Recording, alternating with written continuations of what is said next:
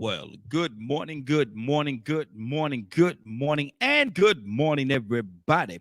Good morning, everybody. Welcome to another episode of, excuse me, welcome to another episode of The Morning Glow. Welcome to another episode of The Morning Glow. Got a great broadcast lineup for you this morning.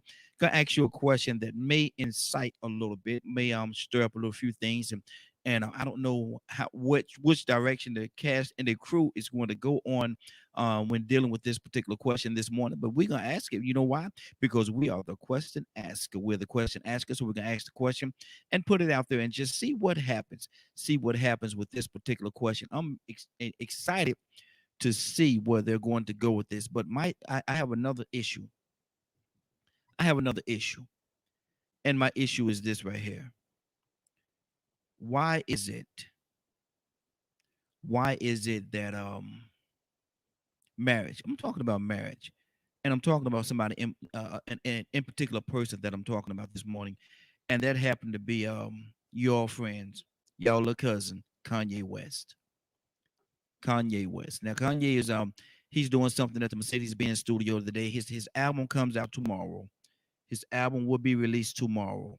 But one of the songs that everybody's talking about right now is the song that he have where he's actually talking bad about Kanye. Wow, talking bad about his ex-wife Kim Kardashian. They said he's talking bad about her and he's talking bad about the kids. Kanye, come on, man. Kanye, come on, man. Why would you do that? I mean, my thing is this right here. I'm married. Been married. Next month will be 25 years. And if my wife and I would have ever split up and go our own way, go our separate ways, one thing she'll never have to worry about out of me. One thing she'll never have to worry about is me talking bad about her. She'll never have to worry about that. Um, a lot of times I just instead of saying anything bad, good morning, Captain Letter. How you doing this morning? Good morning, Rob. The Morning Glow family. Man, I'm talking about your nephew. Mhm. Talking about your nephew this morning. I'm kind of Kanye. about my nephew now. but my thing is this right here, Leonard. And I was talking about this morning, like what he's doing and how he Who you talking about? Kanye West. Okay. And what he's doing, Leonard. He rented the Mercedes-Benz Studios stadium today. He's doing a big release party about the album that he's releasing tomorrow, and so he's inviting a lot of people to come out and listen to the CD, listen to the music that he's doing, I've and heard. he gonna live stream it. So people probably all over the world will be listening to it, which is a good thing. Follow Mm. the brother. I ain't got no problem with that. But my issue with Kanye is one of the songs that he have on there, Leonard. They say he's dissing Kim Kardashian, his ex-wife, and talking bad about the kids. My thing is that's a little too much. That's a little too much right there. Um, and I was saying in August next month, on the 18th, my wife and I would have been married 25 years. It's our 25th anniversary. Next month on the 18th. And if we would ever split up, Leonard, one thing she never have to worry about out of me, one thing she'll never have to worry about is me talking bad about her. I never talk bad about her. Even if I had something bad to say, I wouldn't say it. I wouldn't say it. Mm. So You, Leonard, you wouldn't tell say me, it to everybody. no, no, no, absolutely not, absolutely not. And so my thing is, Leonard, is is that too much, man? Is he doing too much? Not for him, no, Mm, because his life is a public spectacle. His mm-hmm. marriage and Wow. everything else is a public spectacle. So for him, no. Mm. Just like But with Eminem. mm, Made a career talking about his relationship with his mother, his baby's mother, yeah, all that yeah. type of stuff. He did. He That's what did. that's the art form, telling your story. Mm. But shouldn't I'm a little different, Leonard, and I know you come from this cloth as well. But shouldn't some things just be private? Some things, is not for the public to know, man. I Some mean, things. Go ahead. they wouldn't know him then if he felt that way. Mm. Like things that you don't want people to know. I'm assuming you wouldn't tell people that. so people wouldn't have anything to say. Yeah. And But and, even with Kanye, folks make things up. So, he lives in a different lifestyle, yeah, I guess they do, man, because I'm from that place, man, where some things you just don't talk about. Everybody else gonna say something about it. Why wouldn't he say something about it? But see, everybody and I was about to say something crazy. Oh, Lenny, you almost I'm pulled just somebody. saying, everybody else gonna say something, try to make some money off of it. Mm-hmm. It's Mm-hmm. his story. He the one that got the right to tell it. Yeah, but like I say, some things, especially, and when I worked for the department, when I worked in South Carolina for the state of South Carolina, and I worked for the Department of Corrections there, Mm-hmm. and I worked there for 10 years, and everybody that know me, and I'm still close to a lot of the people that's there now. That well, they don't work there no more, but we still friends. Uh-huh. And you talk to any one of them about me, and they'll tell you, they make all the little short jokes and all kind of stuff. I don't care what you say about me. I don't care. I'm gonna come right back at you. You know what I mean? That's just what it is. That's how we did. That's how we made our day go by. We threw different things at different people. But Right. one thing everybody knew about me, you can say whatever you want to say about that short little joker right there, but don't never say nothing about his family. Don't no. And they know if anybody bring the family in, now you don't step over by now that's a whole different layer. That's a whole different layer right there. Now, don't hold on. You can say what you want to say about me. I can take it. I'm good. But Leonard, some things is just so personal to me. And I understand what you're saying, man. That's me. That's to me, but that's not him because he lived that lifestyle where they expect for you to come out and say certain things. They expect for you to divulge certain information. But Mm-hmm. Leonard, I just can't get with that though, man. It's just Man, it was. let me tell you what's so funny about it. Mm-hmm, There are certain people who are private people, yeah. but then there are other people who are not. Mm-hmm. They don't look at TikTok, look at social media. Yes, sir. There's Yes, a sir. lot of things that I think would be very inappropriate for me to, Mm-hmm. but I know that's how some people get out. Yeah. Yeah. Or how you used to would say some people ain't got no home training. Mm-hmm. They Yes, sir. haven't been trained to keep things private. Man, because I'm gonna tell you something, Leonard. You said a mouthful that time, brother. Because I done seen some things on that TikTok. I was like, man, why in the Uh, world, y'all? no shame. Woo.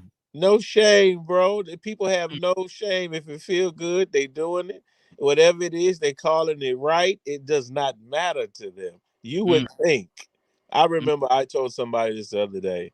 My mother was very self-conscious about her arms, right? mm-hmm. So she would look at younger women who are overweight and everything, Uh-huh. and she would say, I'm so self-conscious about just this little bit under my arm.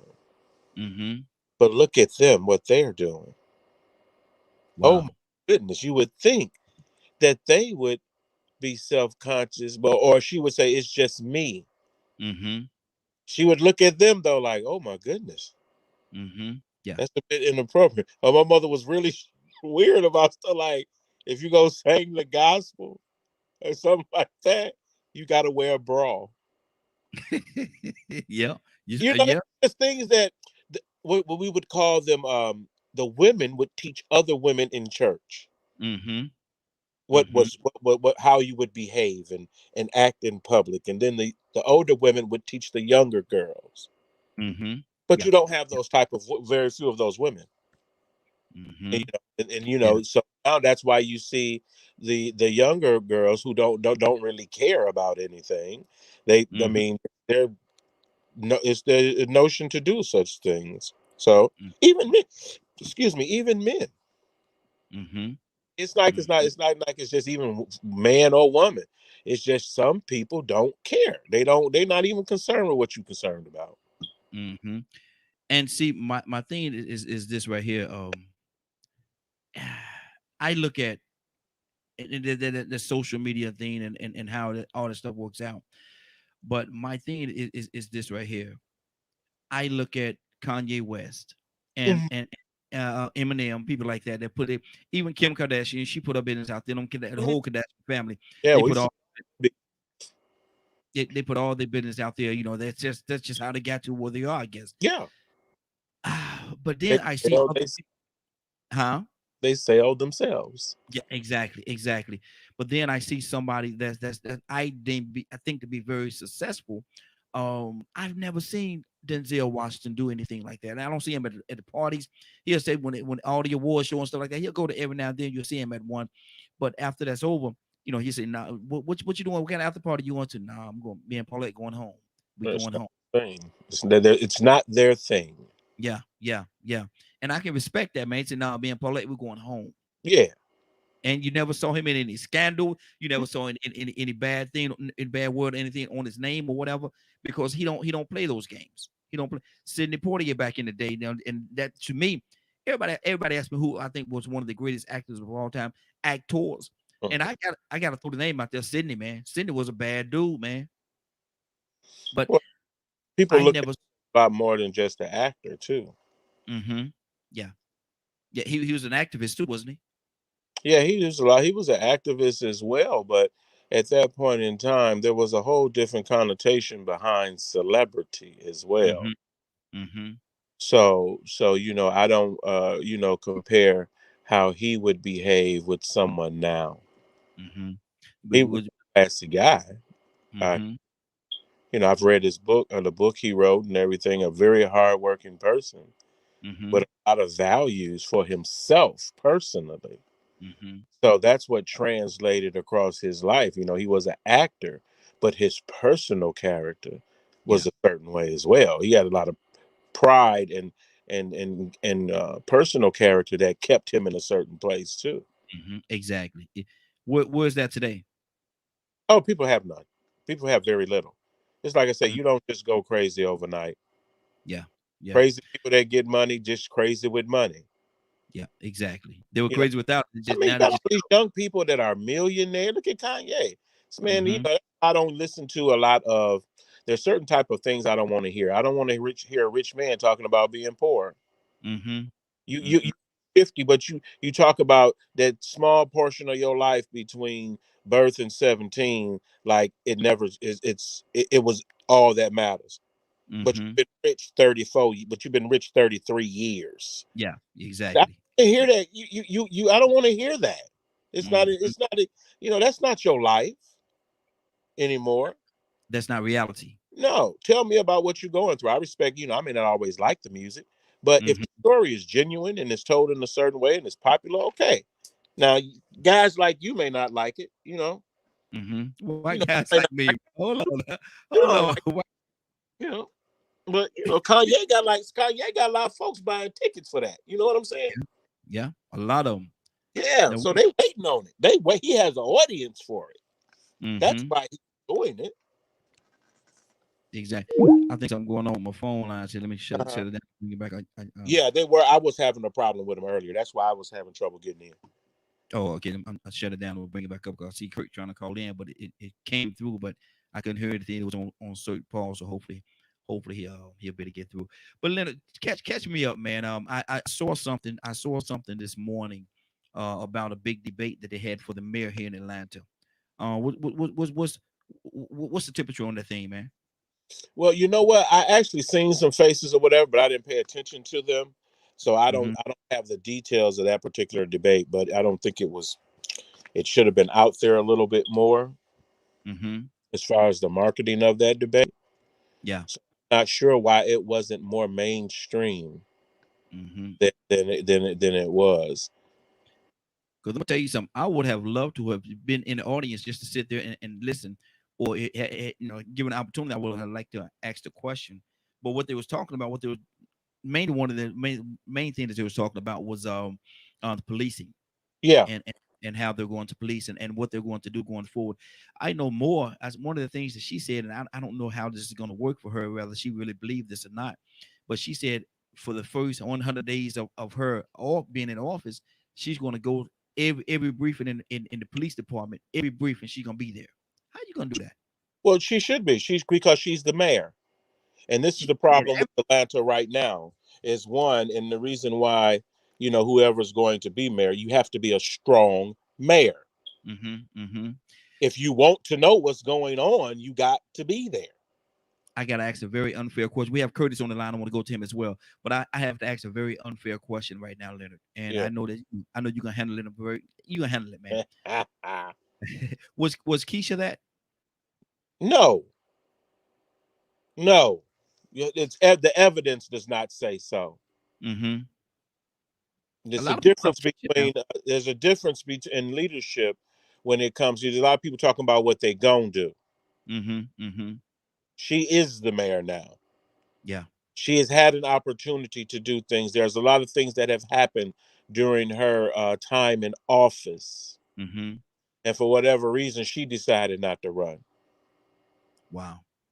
Okay, so one, if you throw it in the hat, I'm gonna let you throw it in next.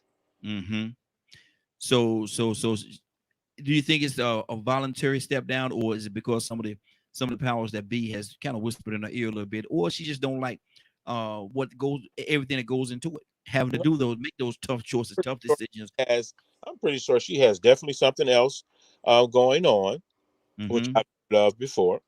That she's interested in doing something else, and it doesn't quite match with being mayor. Mm-hmm. So whatever she's going to do. I hope she's successful in doing it. But I'm glad she had the decency to resign if she can't handle that particular position, or she's Too not much, interested anymore. too much pressure. Mm, maybe I don't. I'm not, like I said, I'm not completely sure. I haven't spoken to her. Mm-hmm. Mm-hmm. You know, What? in the Man, public you space. Leonard, man. What? No, I mean I haven't. I mean, if I had, I would say so, but Yeah. I haven't, and I Mm-hmm. haven't had a chance to even talk to her or anything like that about it, or even be in the room. I've seen the news stuff, so that's if that's what she says, that's what it is. Yeah. You Yeah. know, that's what it is. I'm not going to sit here and try to demean her, but for whatever reason, she decided to move on. Mm-hmm. And I think that was what was best for her. And I think a lot of people don't have that ability to walk away. And so, I commend her for just having the ability to walk away. Because some people gonna start try to stay the longest they can, milk it as long as they can, and Oh, when the some well, people have to go to jail when they leave. oh Lord, No, no, no, no. You know, this is very serious because some yeah, people do go to jail. They go right mhm. from being married to jail. Wow, yeah, I've seen it happen. I've seen it happen. Detroit, Kirkpatrick was it's Kirkpatrick. Kim You know who? Yeah, yeah, Kirkpatrick. Yeah. You know, look, man, No, Bill Campbell. Mm-hmm. Kilpatrick. You talking about Kwame? Yeah, Kwame, yeah, Kwame, yeah. Mhm. didn't former You know mayor. our mayor went to jail. You know our mayor locked up right now. Yeah. Get out. Wait a minute. Catherine Pugh locked up right now, man. So cats going to jail these days. Matter of Wow. fact, Wow. matter of fact, the last two, not the last two mayors, but if you go three mayors back to back, Mm-hmm. two of them went to jail. Man, I don't want to be the mayor What of mine. bothers me is all three of them was black. Mm. And when you look at the reason why they went to jail, that buck wasn't supposed to stop with them. Thank you. Mm-hmm. Yeah. Yeah. Like it was supposed to be more people. If I'm not mistaken, Sheila Dixon went to jail because now I don't know. Some of y'all might agree with this, but you know how the city, award no bid contracts, right? Yes. Right. Mm-hmm. Well, Sheila Dixon told the state and the city, y'all not gonna keep, we're not gonna keep awarding these no bid contracts to these wealthy out of town developers, these wealthy white out of town developers, Mm-hmm. right? Mm-hmm. So she started awarding more contracts to small minority owned businesses. Mm-hmm. Well, her husband was considered a small minority owned business, and supposedly he got some contracts. And they said, I guess you can call it like insider trading almost. Yeah. So they dethroned her on that. Mm. Stephanie Rawlings Blake had the riots or whatever. We had riots here, and for the first time in the history of Baltimore, not a whole lot of people died during the riot. Mm-hmm. So she did the best job she could, but for whatever reason, they made her like the presidential, the president of the DNC for the state of Maryland or whatever. but everybody knew that that was kind of a push. Catherine Pugh went to jail because she wrote a book, and the main insurance company here, she wrote a children's book, and the main insurance company here gave a whole bunch of money to her campaign. And she put a whole bunch of her books. They gave a whole bunch of money to her campaign or something like that via buying her book. So they said that she was showing favoritism or something like that to the insurance company, Kaiser Permanente, right? But nobody from Kaiser went to jail. Wow. Only Catherine Pugh went to jail. She got 3 years. Now, she got 3 years in a federal prison. Catherine Pugh is locked up right now in federal prison. Now, on the legality of what Kurt just said, Leonard, what are you hearing that, man? Is it thin line or what exactly are you hearing? No, is that when the powers that be get tired of you, they send you, they'll find something on you. Just like anybody in politics will tell you that. I don't care what you're doing. A lot of people think, they play the same game. Most of these politicians play the same game. And it's always about money and contracts and favoritism. And so if you have these issues looming around you, your enemies are going to use that against you. Look at Shirley Franklin here in Atlanta. Yeah. There's other, like even with the current mayor. The current mayor has been through an investigation and everything and came out pretty good. So now, they still gonna be looking for dirt on her to try to threaten her. But if you're playing these games, like Kurt just mentioned, you know what's improper. So it's a thin line between prosecution. And if you notice, there's a coincidence that the majority of the people that wind up going to jail, even on that level, are Black. Yeah, exactly. But let me ask this question. Hey, you know what bothered me though? I'm gonna speak like a street dude for a minute, right here, if you don't mind. Go ahead. I actually like y'all mayor, man. What was her name? Keisha Lance Bottom? Yes. Right? Yes. Something about that young lady told me that she has a certain quality of genuineness to her. I don't know all the politics, but I liked her. And what bothers me is, honestly, I believe that white nationalist party y'all got in Georgia called the Sons of the Confederacy, I believe they threatened to kill that girl family, man. I really do. I mean, that's just me being a street dude. Oh yeah, you do as well. Because like Shorty got so much promise, man. You know what I'm saying? And I mean, she running a city that Atlanta is not a simplistic city to run, bro. No, it's just not. You know what I mean? That's not to say anything bad against Atlanta. It's just not a simplistic city because you're running a city that's in the middle of what I like to call a great migration. And there's so many ingredients here. There's so many ingredients here in Atlanta. There's so many ingredients here. Yeah, and you running it at a time, it would be different to think that the way that I like to place it in my mind is it would be different if it would be different if the city had already gone through its migration. And, she became mayor and you know what I'm saying? Okay.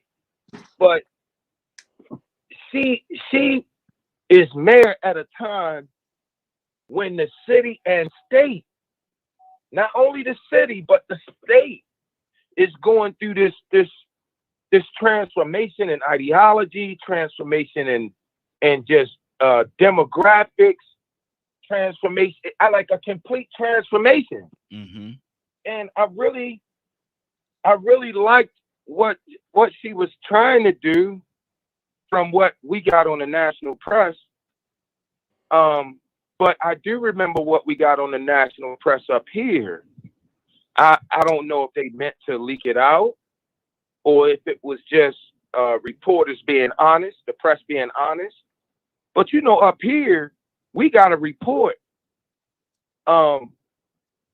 almost every time she got a death threat.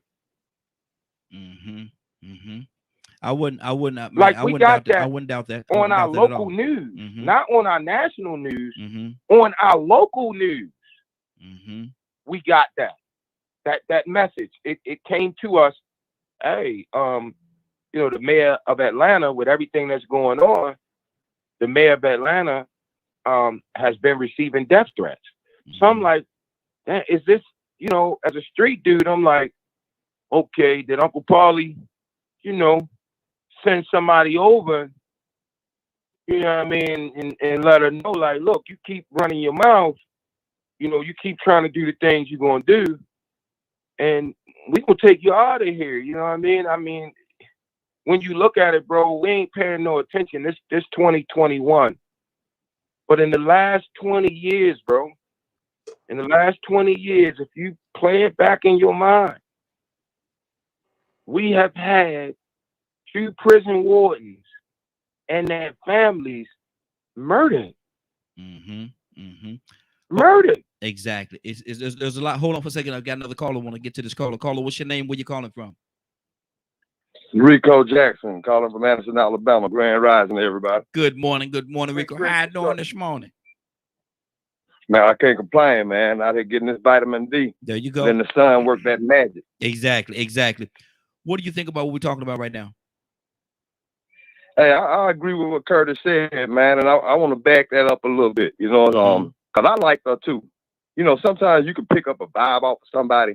You never meet them, but you can just tell that they are sincerely good people. And, you know, it's very rare. You know, sometimes you can look at, you can judge somebody, you know, by what they're doing, and then let that decide or persuade you on how to judge them or how you receive them. But then sometimes you don't even have to do that. Sometimes you can just look a person in the eye and listen to them talking. You be like, okay, they're going to walk the straight and narrow. And I believe that's what she was. I think she was so straight and narrow that she saw a system so corrupt that it was best for her to leave now, because what she wanted to do, she would end up dead. She would end up scandalized. See, you know, going back to what I was saying about how you can perceive her, I don't see her having too much scandal going on, like Andrew Gillum or like Randall Woodson. You know what I'm saying? And there's no scandal about Randall Woodson. But deep down in my inside, and that's Birmingham's mayor, young black male. Okay. I got a funny feeling about that guy. I got a funny feeling he might end up in an Andrew Gillum scandal if he don't play ball. And see, with all the politics, whether it's local, state level, or federal, national level, we got to always remember that the big money players are the ones that really rule the game. And once you get in politics, you meet these power players. And then you start learning how they play ball. And if you don't play ball the way they play ball, you might be on the outside looking in. You might end up in a Kennedy situation or Martin Luther King situation. Yeah. You become powerful, become an influencer. So here it is. She's the type of woman that says, well, you know what? I'm going to walk the straight and narrow path. I'm going to walk on the side of righteousness, and I'm going to clear up the swamp. Yeah. But all the people in the swamp saying, well, you know what? We don't threw enough hints at her. We don't try to flatter her and told her how much we've been watching her and hearing so much about her, how much we're doing. You know, when she first met some of them power players, they probably had to ask her her name a couple of times just to let her know they weren't paying no attention to her. Yeah, you powerful nigga. Yeah. But we don't care about who you are. What's your name so, again? You know, she had to learn then. Yeah.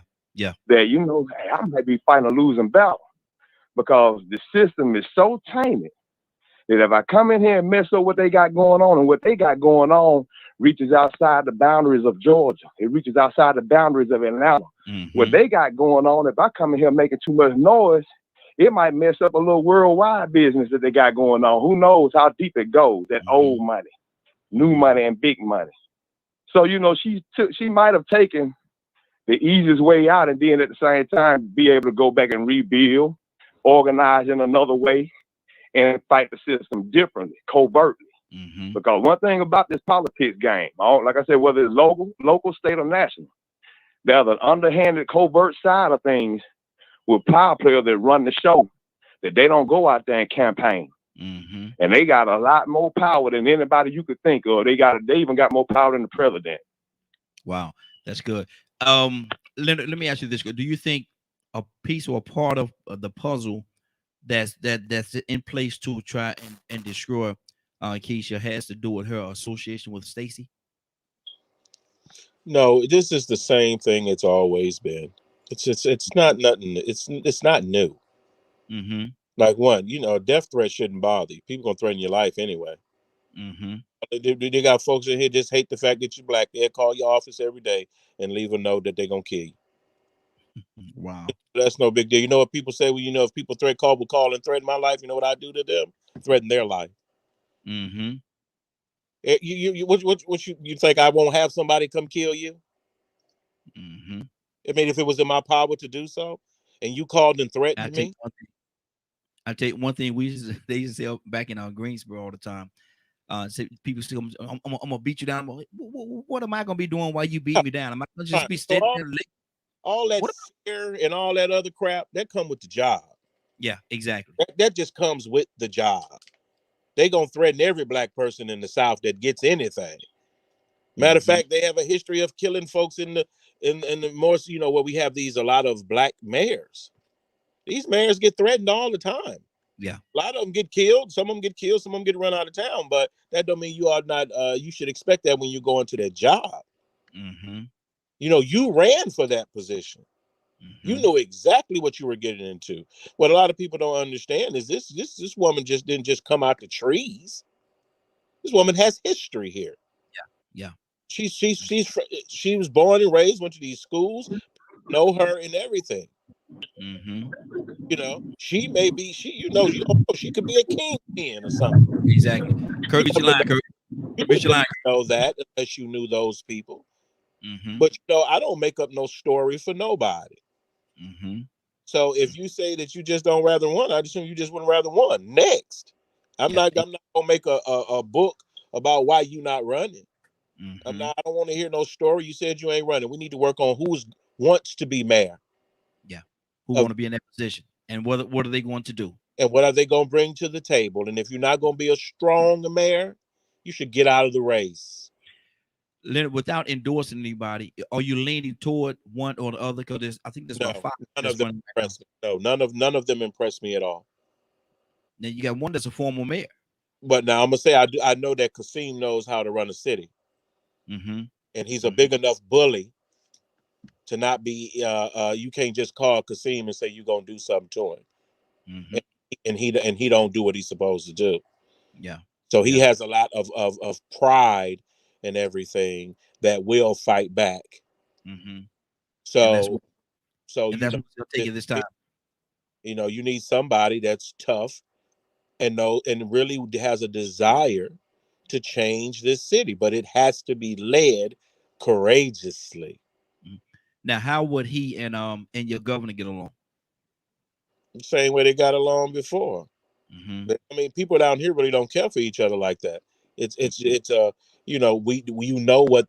racism. Mm-hmm. So they do whatever they need to do to get business done, or when they get into it, you see it on the news. Oh yeah. But the governor should stay a certain amount away from running the city. But Atlanta is a reflection of the state in a lot of things. That's a common phrase in administration. It's the capital city. Mm-hmm. But there's a lot of things that go into play here. Like in other cities, like you say, you could be exposed for something, or if you had dirt done to you, there are certain gatekeepers that will definitely put photos out or tell things about you. I know one of the big things used to be, well, that person is gay. So what? Is that all you got? I mean, really, is that all you got? Because if that is, I would rather a person running put that out themselves if they thought it was important. And is that why the guy that was running for president was so important that he let it be known? Budacek, what's his name? Budacek, or Well, he couldn't hide it. Oh, ain't he married to a man? Yeah.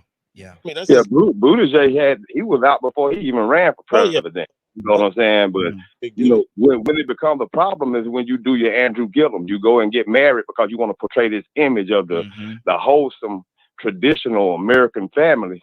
But really and truly, you got this old big freaky side of you that you've been hiding. You know, don't get me wrong. You was talking earlier about Kim Kardashian and putting a business in the street. And sometimes people do have lifestyle that they hold behind closed doors. Andrew Gillum's wife said she knew that he had that other side of him. Yeah, And that was something that they dealt with and they agreed upon. You get what I'm saying? But still, it was a scandal to the public because the perception that they put out to the public was this was a wholesome family that you can trust with traditional values. So yeah, it does become a situation when somebody, you know, about the gay situation. But now with Buttigieg, like you said, he was already out. He had been out. He was, you know, he ran as a gay married man. So, you know, that was no scandal. The scandal is the cheating.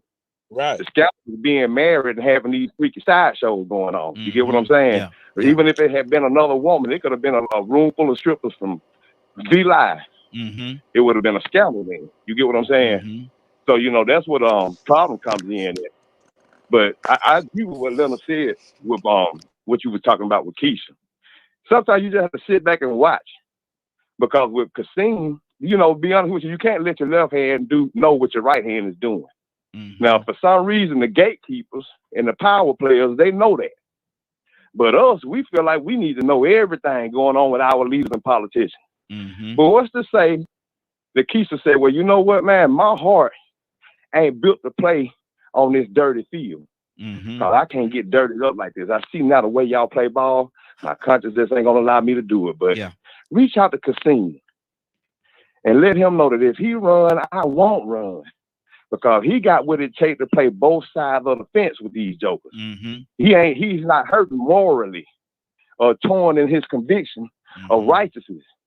See, I believe she was a torn person trying to deal with some of them devils, actually going behind the scenes and seeing where the roadblocks was coming from and realizing, okay, for me to win, I got to play dirty. For me to win, I got to associate with some unscrupulous people. For me to get some of these things done, I got to let them do some things that just ain't going to be right. So you know what? I'm going to leave this thing alone because this politics thing, this thing here's crooked. Hey, right here. It's almost like that's almost like hold on. Let me say this real quick, Rico. I think that's almost like how they do in the courtroom sometimes. They'll sacrifice one to save another, whether they're guilty or not. Oh, yeah. They do that all the time.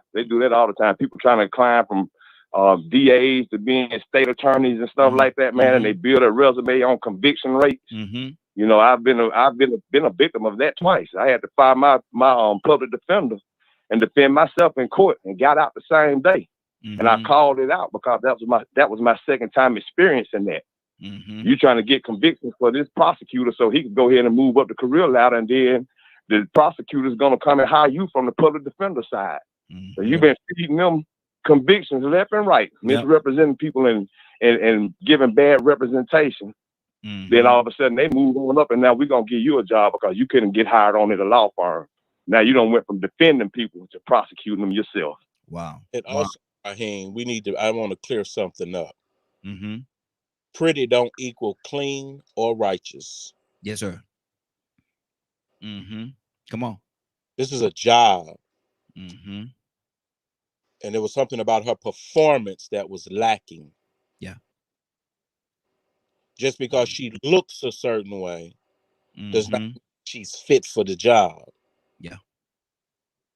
Now, she may have had all the good intentions in the world, but she has a history in politics. So that also needs to be clear. It's not always about how it looked or what it seemed.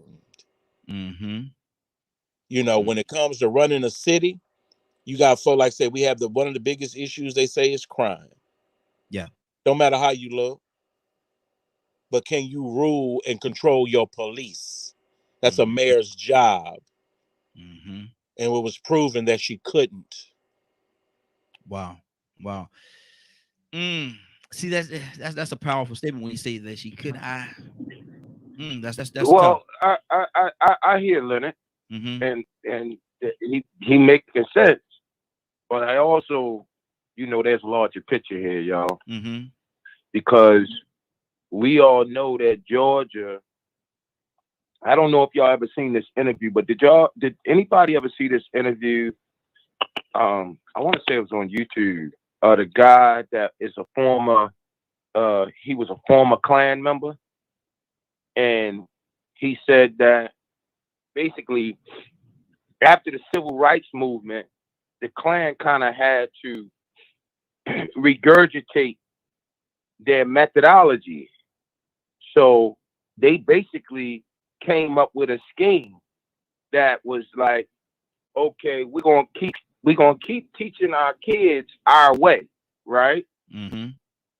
But oh shit, my bad. My bad.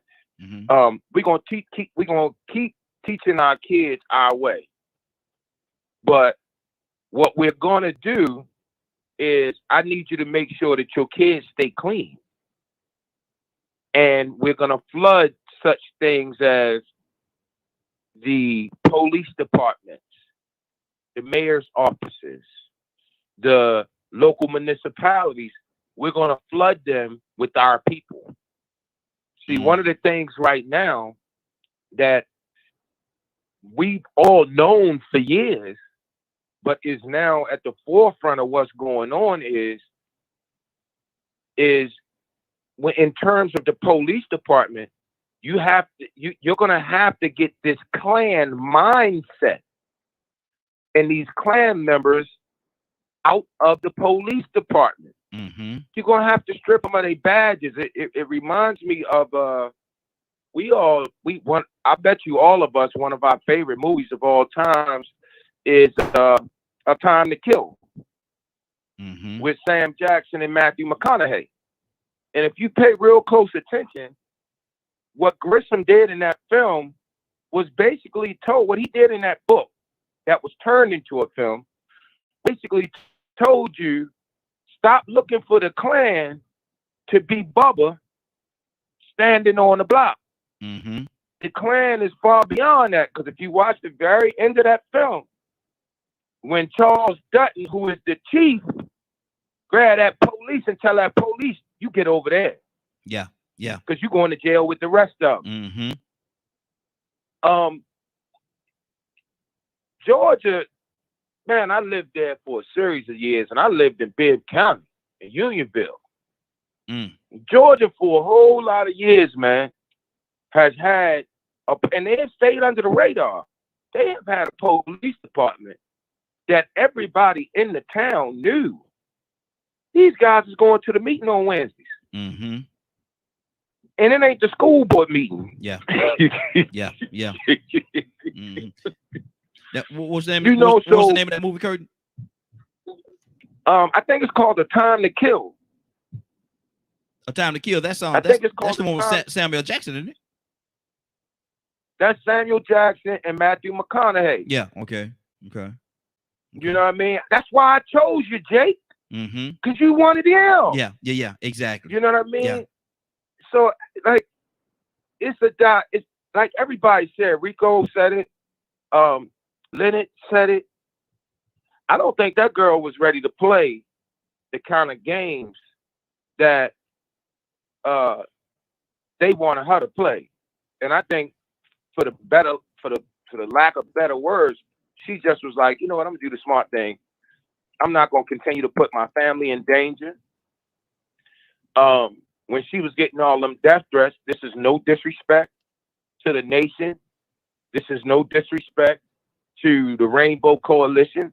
This is no disrespect to Al Sharpton's coalition. But I had a problem with this black woman and her family getting these death threats, and these so-called black righteous leaders didn't stand up with the ideology, with the simple ideology that said, you know what? Y'all can come. It's like Leonard said, y'all can come on over here if y'all want to. Mm-hmm. Yeah, okay. We going I-4, I-2, 4-2. Okay. But see, the thing about it, we don't know, Kurt, and I'm gonna go to Rico, but we don't know that they didn't. we don't know what happened behind the scenes. Maybe they did. Maybe somebody did step up and say, look at this, and Keisha decided that, you know, instead of having to go through all this, all this stuff, all this us against y'all, and let me get out of here. Mayor Let me Bottom was a very progressive mayor, and Mhm. a lot of people criticized her for that. She did a lot of things to make the city better for people, for working people, and the powers that be are against that.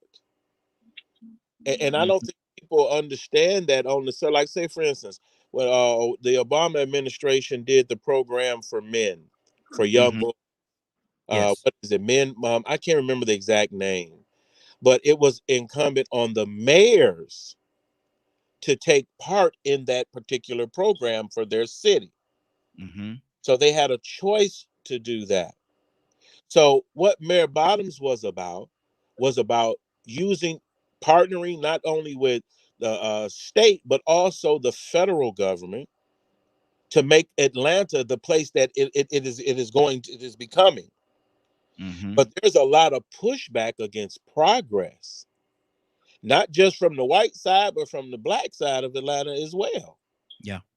Yeah. You So there's a lot. You have to be a fighter, and you have to be able to get up and be able to fight every day. Now, I'm pretty sure she probably just got a better offer Mhm. than what she was doing, but Mhm. she had Well, good we intent. gonna find out. She I, had good I intent. hope she run for governor. No, she won't run for governor. Mm-mm. Let No. me I mean, read. I'm just saying, I wish she would, because y'all need to get him up out of there. Okay. I'm sorry, man. Exactly. I'm, Let me I'm read. sorry, man. Y'all don't get him up out of there. Some of y'all gonna lose y'all property, all kinds of stuff, man. Okay. Hold on. Let That me dude, read. Let me something read wrong this. with that Hold dude, on, man. Kurt. Let me read this right here. This is what Public Citizen said. He said, we had literal racist police gangs here in Southern California. My buddy says we need to hire more black cops, Mhm. but I'm not sure if that's the answer. Well, we know white cops wasn't the answer. Mm-hmm. We know that. So Yeah. it's decent cops Mm-hmm. is the answer, and you know, more uh, critical hiring process. And I Mm-hmm. think that just about every city, most cities right now have vacancies on their police departments. Absolutely. And so those positions really need to be filled by young progressive individuals. Because You what's the name was saying, Kasim was saying that he wanted, when he come into office, he want to hire at least 150 more for just for the Atlanta, the police department, 150 more officers. That's a lot of officers, man. Well, it ain't a lot of officers if you're already down 200. Yeah. Yeah. You should have a well-staffed police force. Mm-hmm. And if you're under that based on the number of people that are living in the city, you have to get those numbers up. Mm-hmm. Because guess what? There's also a budget for that. So if you're not hiring and paying and using that money for that, what are you doing with that money? Mm-hmm. That money is supposed to go for police officers. And that's where the whole defund the police come from, I guess. Rico, what's on your heart? You know, I think sometimes society takes the most simple routes of simple solutions and think they're gonna work. Mm-hmm. Like all black people are good. Just because you're gonna have more black cops, that means all of them gonna be good and fair. They ain't gonna power trip. Mm-hmm. They ain't gonna go back and start feeling like they're a man and they can start doing things they couldn't do when they were younger before they became a cop. Boys They in ain't the gonna hood. abuse their authority. Boys in the You hood. know, Mm-hmm. uh, Christopher Dorner was a black cop. Mm-hmm. That didn't stop what was going on with him. It was so bad that he turned on the cops. Mm-hmm. Mm-hmm. You get what I'm saying? Yeah. I mean, so we got to start getting deeper than that, man. Like, hire more black cops. Man, you don't think they did that 100 years ago? It got to be deeper than that. It's reform. You got to dig deeper. You got to dig deeper all the way to the source and the beginning of the roots of the organizations that got put in place to even start this. I don't want to call it procedure, but this practice, Mm-hmm. and then didn't fix it. And then when it was addressed, they came up with other ways to try to defend the practice of racism or of impunity, operating with impunity, not having any repercussions behind your actions. Mm-hmm. You know, police reform that's pretty much the biggest solution for that. just hiring 100 black cops don't mean nothing. I think what was it 2 years ago, DeKalb County had a blood gang member. Yeah. On the police force, right? Mm-hmm. He was black, Yep. so I guess that's good. You know, he looked like us, so that's good. But he gang banging Mm-hmm. under the badge. I mean, come on, man. We got to get better than this. You know, Leonard said a word a second ago, progressive. But we don't want to progress. We keep on talking about the same old 100 more black cops. That sounded so stupid. And he running for mayor? Mm-hmm. Man, you know what? He might need to be second guessed too. Mm-hmm. You know, but the thing is, you know, going back to Keisha,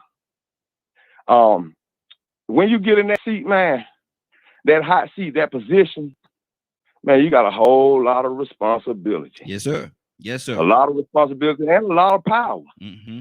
You got a lot of perceived power in that pen with that final signature as the fifth council member or whatever. That's the way your local government works. But at the same time, you better use that pen the right way. Mm-hmm. Because the real people with power, the gatekeepers, they might not tolerate what you're trying to do. So now going back to what we were saying about her, sometimes you got to know when to hold them and know when to fold. Yes, sir. Mm-hmm. You might have all the best intentions in the world, like Leonard said. I think she had plenty of good intentions. I wasn't thinking she was good because she was pretty. I just don't think she had that nastiness in her to play ball, the ball that comes with politics.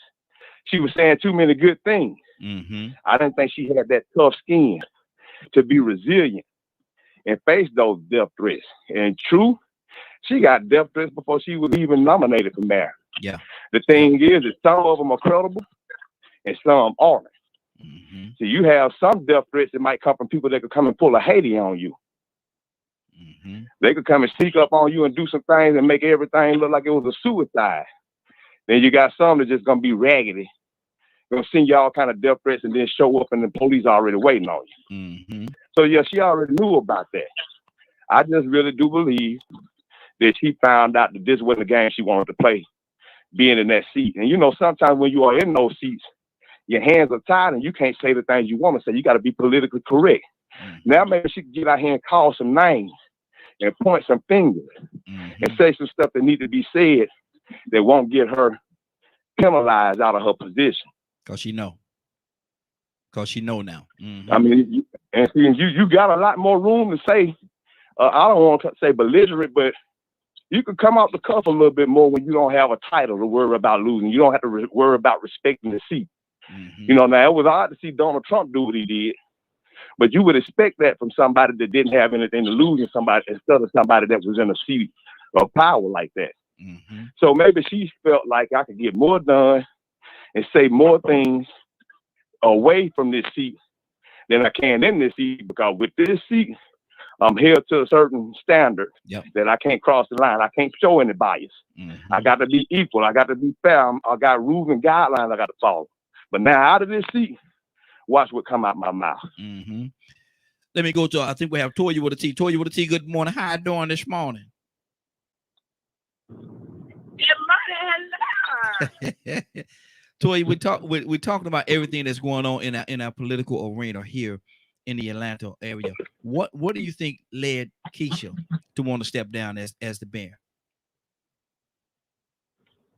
Because, man, ain't nobody got no time for that, man. You know what? I was listening to Rico. He said something earlier about hiring black people. But I remember as a manager, that's what they did. They hired some of the worst black neighborhoods to be the cracker whip crackers. N-word.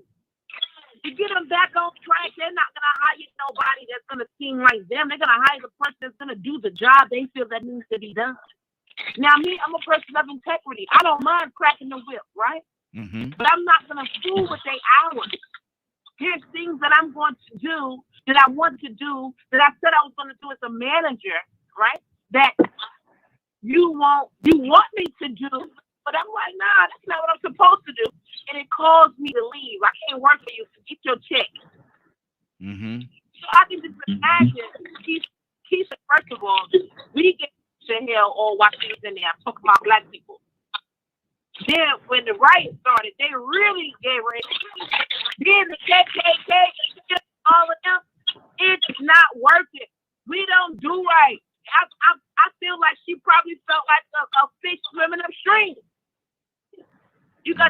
them battling you.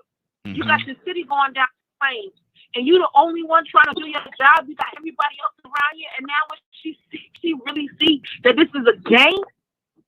Mm-hmm. Nah, I'm good. Y'all go ahead and have this. I'm not gonna play this game. I mean, just like yesterday with in the court with Anna, drop it again.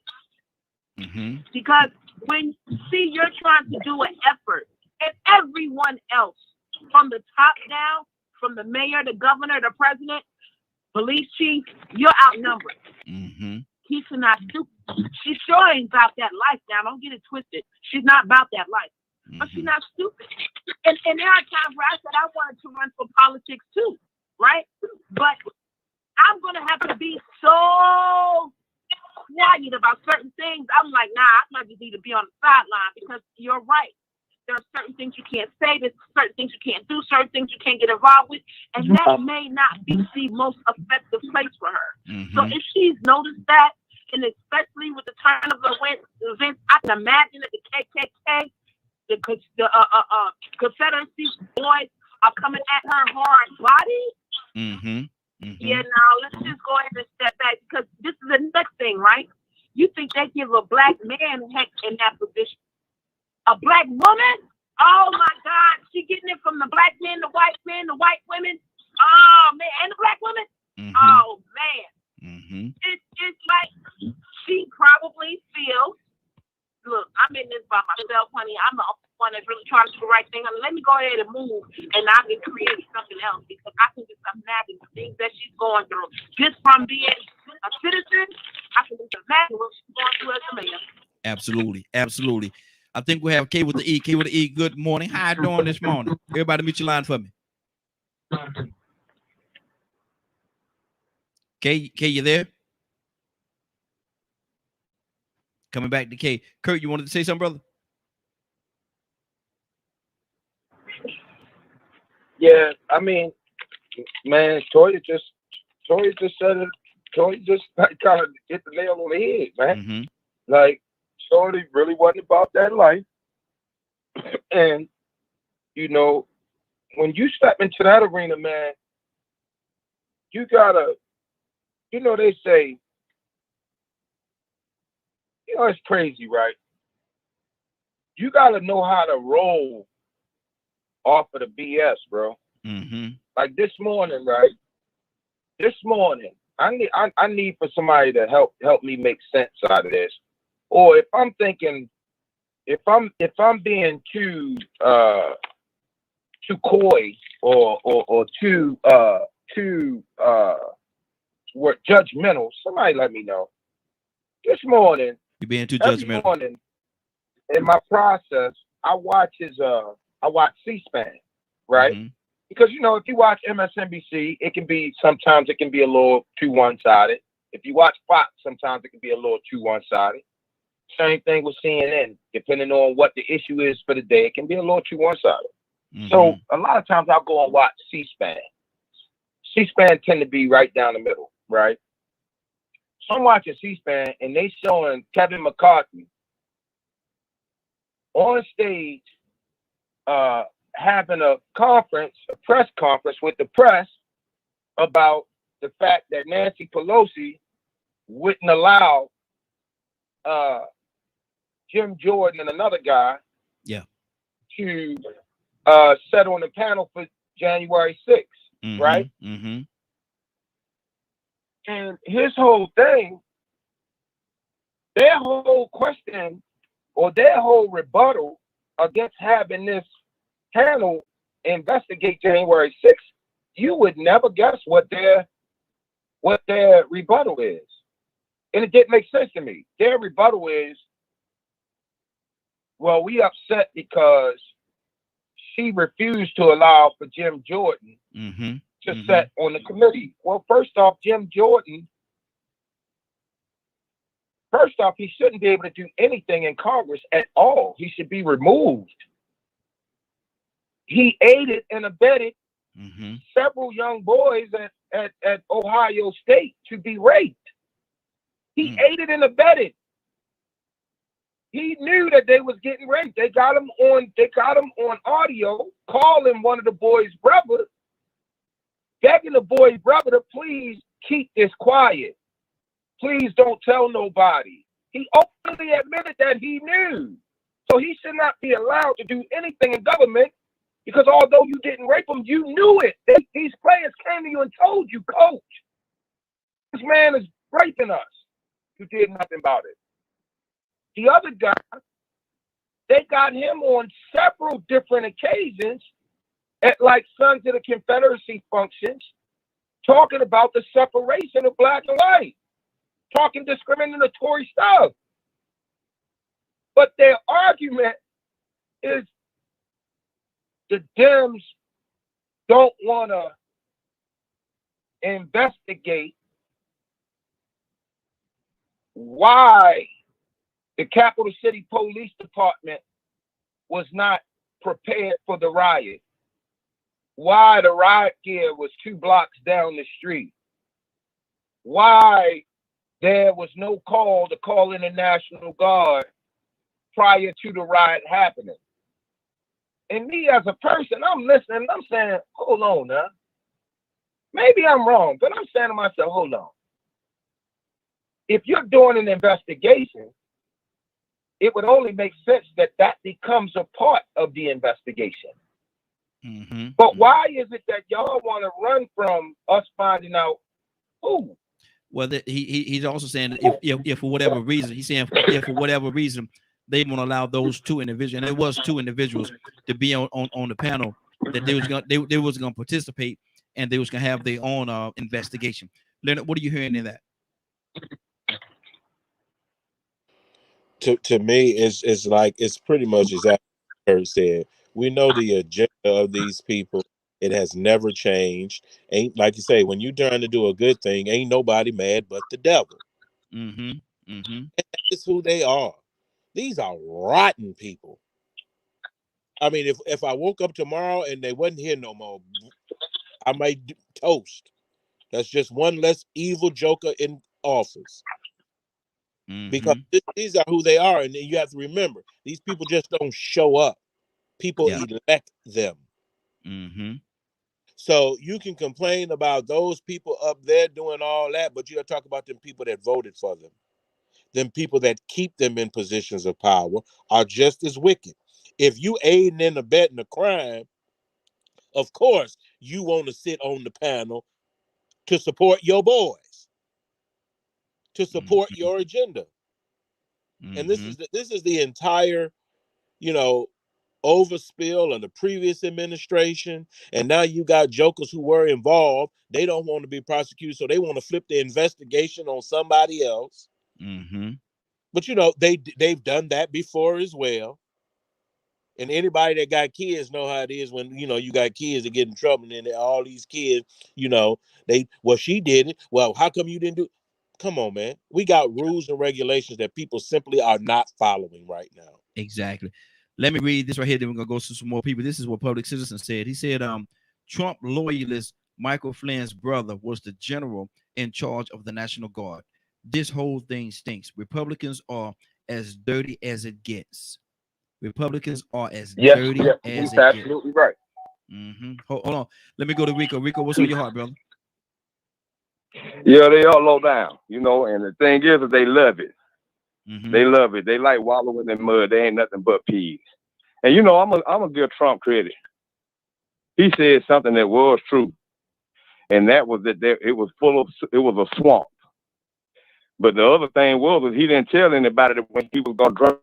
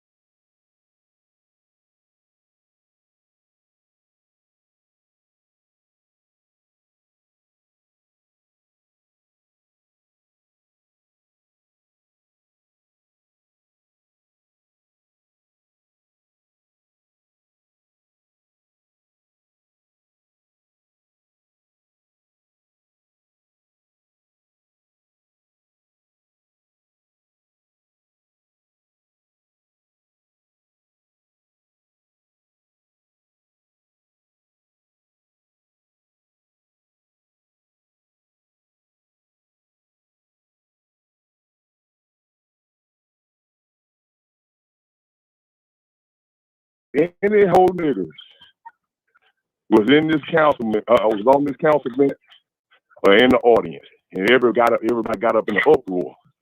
See, they felt like he shouldn't have repeated it. Mm-hmm. They know he wasn't calling her that. They felt like he shouldn't have repeated the word, period. And I can understand that, because I done heard people repeat what they done heard, and it seemed like they repeating it on purpose because they got a kick out of saying it. Yeah. So I understood that. But they want him to resign. So he said, I'm not going to resign. I was just repeating what this mayor said. Listen to what y'all mayor said about his sister, his black sister, in front of everybody. Now, true enough, I know y'all mad about me saying the word, but I feel like what he said was even more disrespectful. And I thought about that. We should be in the uproar about both of them. Yeah. But the black mayor's getting a pass from the black community, even though he disrespected that black sister. And the reason why he's getting a pass, because everybody's ready to jump on the racism issue.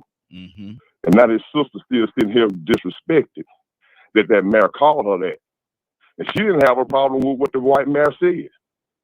She just wasn't going to address it. She didn't appreciate what the mayor said about her, though. The white councilman I met. But she didn't appreciate what the black mayor said about her. Because he's young. This is his first year being married. And this woman's been a councilman for years. So, I was wondering what was everybody's opinion on that, with that councilman saying that. He was repeating what the black mayor said, but the black community wants him to resign, and they're ignoring what the mayor said altogether.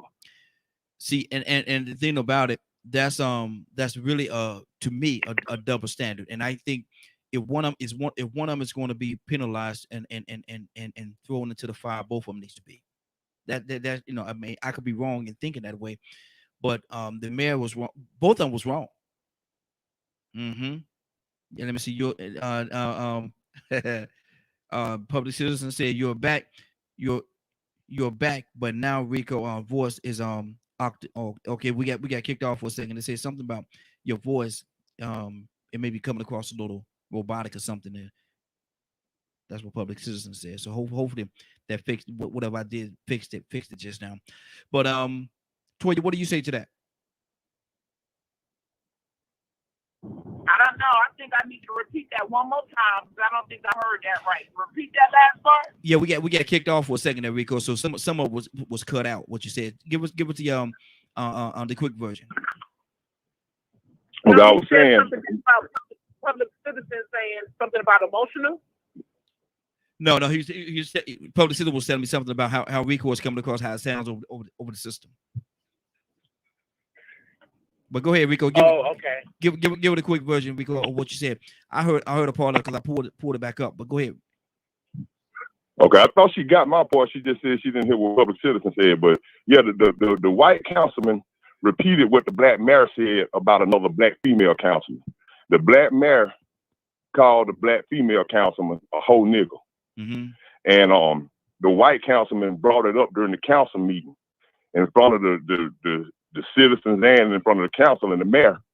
And now the community wants him to resign for asking, is there any whole niggas in here? And so he's not going to resign because he said he wasn't calling her that. He was repeating the ignorance that the black mayor said. Now this black mayor, he's young and he's new. And the black city councilman female, she's been a city councilman for a long time, And so he's sort of trying to make a new regime, I guess, and going against the grain. And he disrespected her. So I was just wondering what was everybody's opinion on that, because I agree with Raheem. I think both of them ought to resign. Yep. What do you say to that, Toya? Absolutely. Both of them got to go. Both of them got to go. We're not going to play this game. We're not going to play this game. You don't get a pass to be disrespectful and do the same thing that white folks do because you're black, Latino, and whatever it is.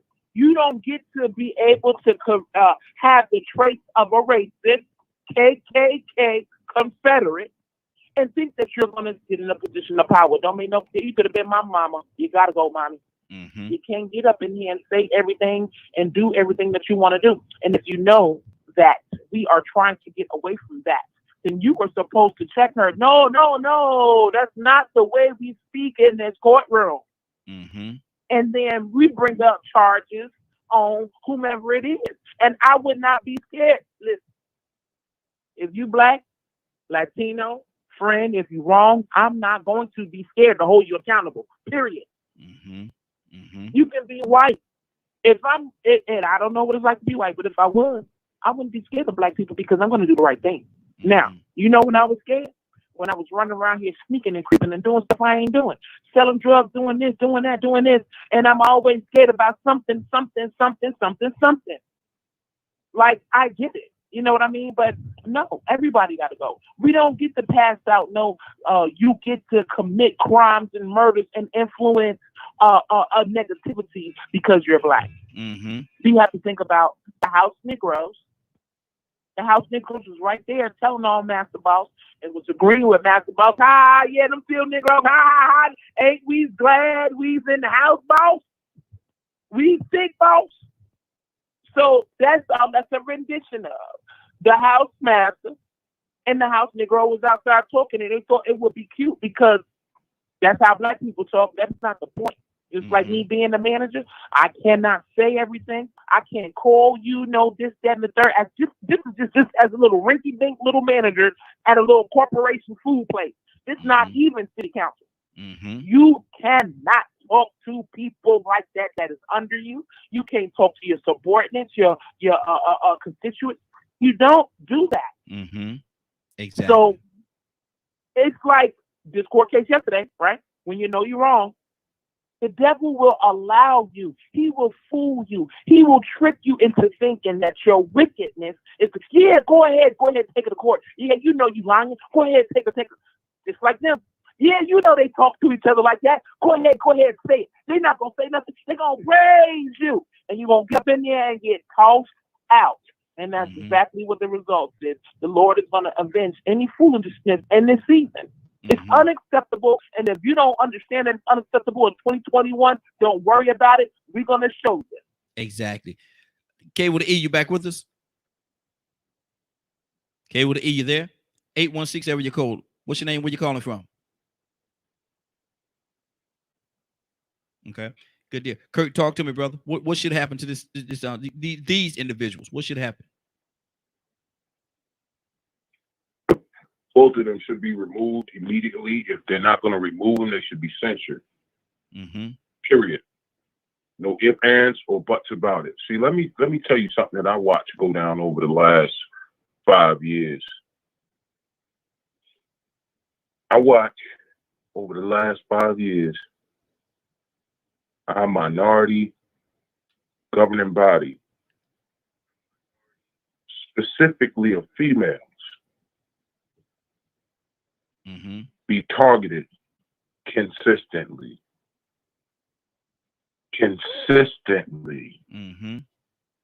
These folks was actually planning.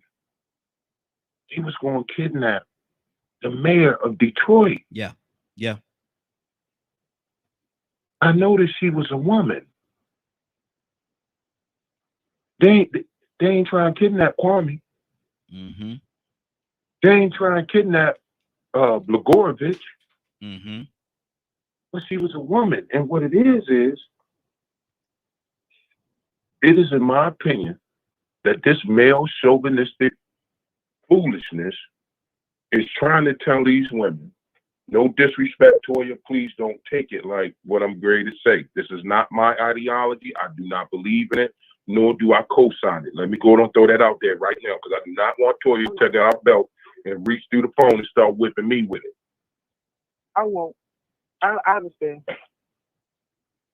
What bothers me more than anything is society is allowing for these men, this particular group of men, to tell women to go back to being barefoot and pregnant in the kitchen. They're just not saying that exactly. Yep. And there's a society of men that we are charged, black, white, candy, stripe. I don't care what color you is. There's a society of men. We are charged, as a society of men, we are charged to defend them. Yeah, absolutely. Not just the black, the white, the same. Raheem, I've been paying attention, man.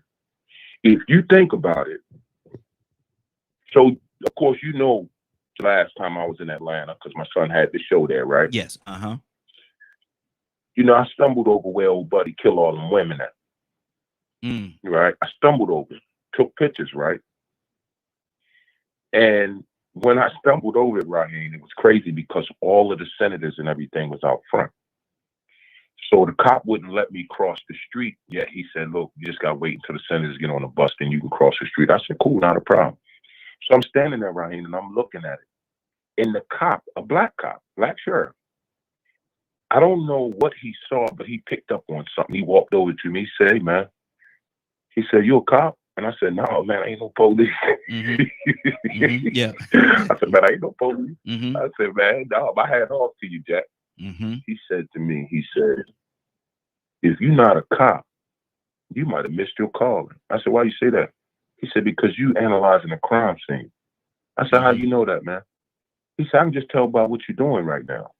Because I was standing in the middle of the, I said, can I walk to there's a little like median strip in the middle.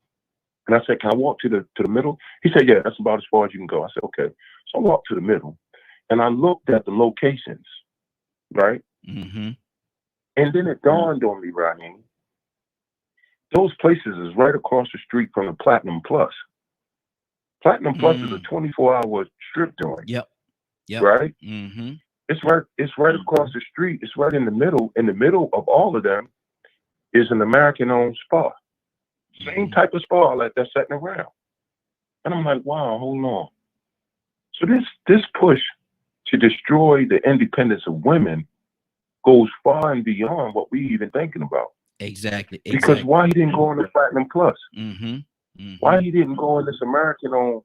But see, there's this push, man. And until we as men of America stand up and speak against this, there's really a push to tell women that you need to be barefoot and pregnant. Okay. And hold right there, Kurt. Exactly. Hold right there. Let me pull some more people into the conversation. Toya, what's on your heart? Toya, no, I mean, he's absolutely right. There is like this thing, you know, but this is whatever. My father used to teach me different things, and he would tell me, you cannot show this to a man. It will enrage them if they know that you are trained like this. It enrage them if they know that it like you can't fight a guy and show them what I'm showing you because they will come and kill you. So there's this thing that a lot of men have by being beat out. Let me tell you something. I was dealing with somebody yesterday. I'm like, yo, this man is a woman hater.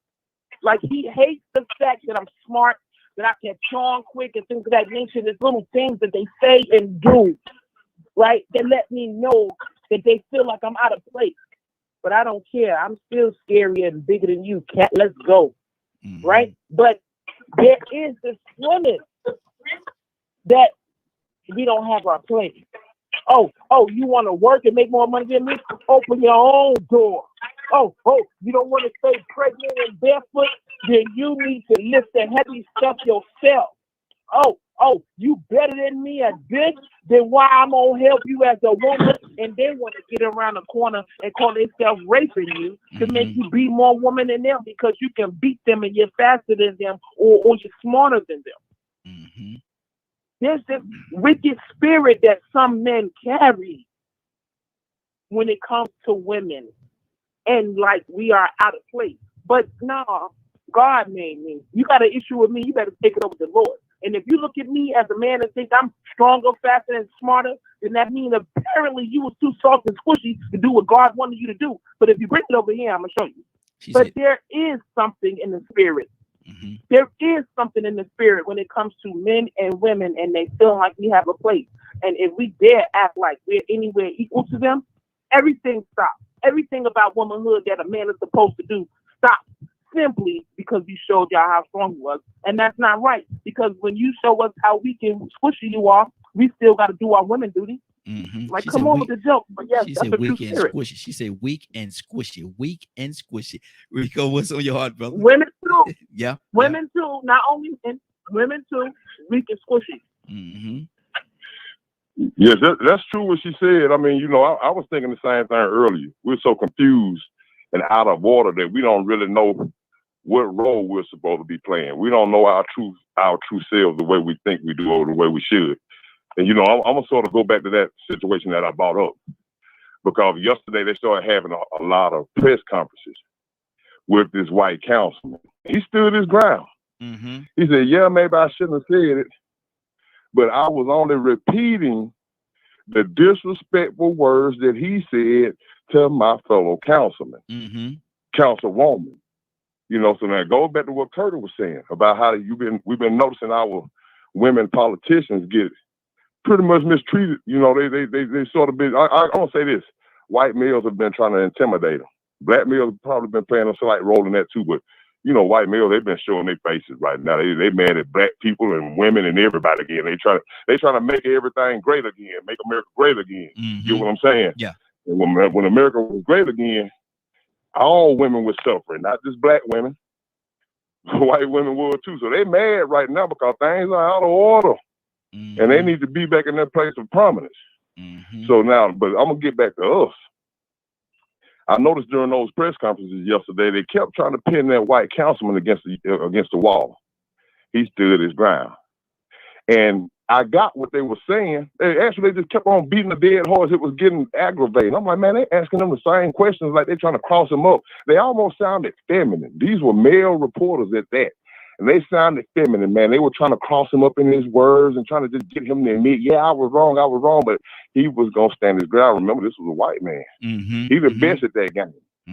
So he kept saying, yeah, when the mayor said it, it really hurt my feelings. And this and that. He made sure he kept reminding us. And so it made me think, you know what? That do make us look bad. Because now here it is, we trying to play the race card. But this sister needs defense against this black male too, and that is completely being ignored. Not even once did those two black male reporters say, yeah, that was wrong too.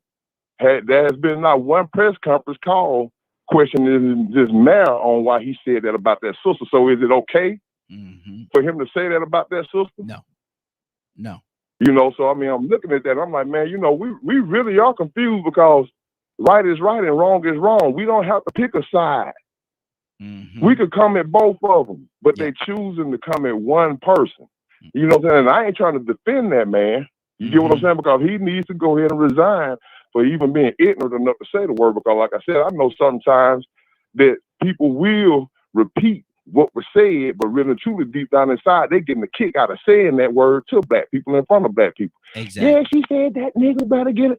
Oh man, yeah, you just saying that a little bit too much. Now you getting a kick out of it. Look at me saying it in front of black people. So you know, it ain't cool for him to say it. Go back to his friends. I saw the way the public and the media was overlooking the mayor, and it's just I don't agree with it. Going back to his friends, and man, you see me use the word a couple of times up there in front of all them. I said it in front of all them. I said up there, I said it right in front of the council meeting. I don't care. Yeah, exactly. I said it right in the face. But then, like I said, and we're mad. We're in an uproar. But this black man is getting a pass. Exactly. Dr. So Cook. so I'm looking at us. I'm looking at our community, and I'm like, man, listen, we got to do better. We just can't sit back and pick and choose who we gonna come at is wrong, and then who we gonna say, well, okay, that was wrong what you did, but you one of us. No. They don't get nobody should get a pass. You're absolutely right. Dr. Cook, good morning. How you doing this morning? Good morning. How are you? I am doing well, doing well. Good to have you, sis. What's on your heart? I'll let you listen in for a little bit so you get to speed as to what we're talking about. But what's on your heart right now? I do believe that both should be ousted, should be fired. My biggest thing is the black gentleman, the black guy that disrespected the black female. He should have been dealt with first because he brought that out. The Caucasian man, he should have known better. You don't disrespect black people at all. But the black gentleman, he should have been dealt with. Our mothers and fathers have to work with our black men to raise them up to not disrespect women, period. Not to disrespect anyone, but especially women. he was all out of character, and it doesn't appear that he cared. So he should go, and the other gentleman should go. Mm-hmm. I've seen this too often. Black men will disrespect black women out in public, out where white people are, and white people feel that since he did it, we have the right to do it as well. And they just treat our black women so wrong. I experienced it on the job. But the thing is, I'm a person. I'm going to speak my piece to them and to a black man, and I'm going to let them know. You know where we came from. We experienced the same thing, and you are not going to do this. And I will make him apologize in front of everybody, and you know that other individuals are going to apologize as well. Yeah, exactly.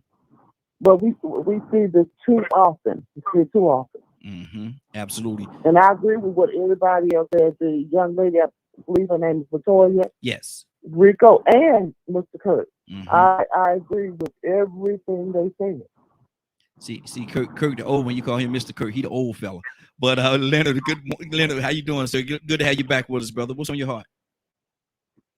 Oh, I just called back on. I wasn't able to hear you, so you have to catch me up a little bit.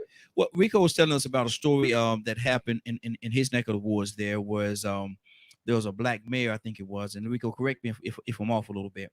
There was a black mayor that called a woman outside of her name, called her the N-word, and inside, and he did that, and inside of the meeting that they have, the congressional meetings that they have, there was a white gentleman there that repeated the words. He didn't call her that, but he repeated the words that the black guy had said.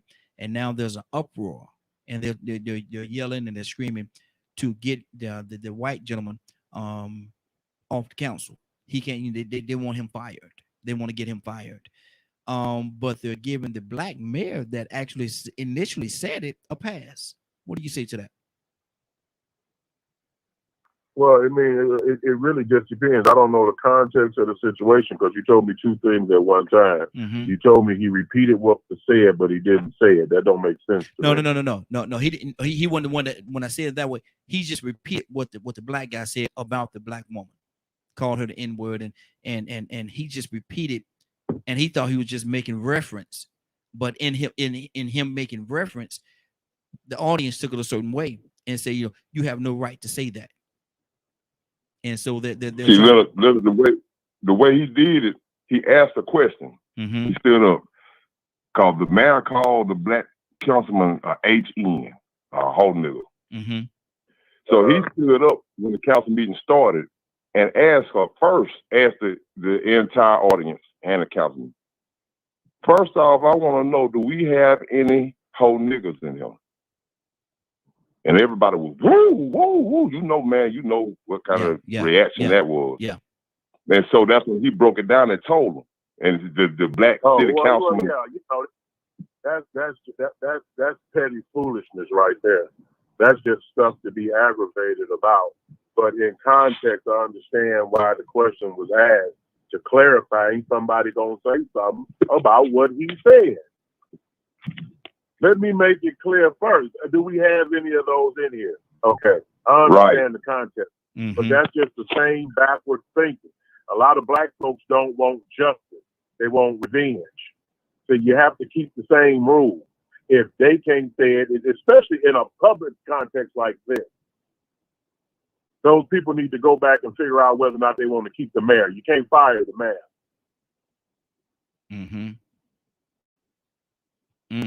That's right. You can't fire the mayor. I mean, he wasn't hired. He was elected. So the people have to decide whether or not they're going to keep that mayor or not. But I don't think that the other person was out of line. You know, they took a chance. But see what it is, they're throwing stones at the white gentleman, but they're giving the black guy a pass. And I don't think, and that's why their house broke up. That's why their house all tore up right there. Yeah. Because of the double standard that you want. And that's the type of ignorance that you shouldn't allow in leadership. Yeah, because I think both of them should be gone. That's just the way I see it. Both of them should be gone. There's no place for that, especially in a place of leadership. No. I think both of them should be gone. Rico, what's on your heart, brother? No. Exactly. And see, he's one of the same mayors that just about 3 or 4 weeks ago went to firing the police chief and talking about we need more black policemen, which he was telling the truth. The city, Tarrant, and like I said, not far from Birmingham, it is a majority black city. And you would like to have more people that look like you patrolling you. But the white police chief said that, look, won't no black people apply.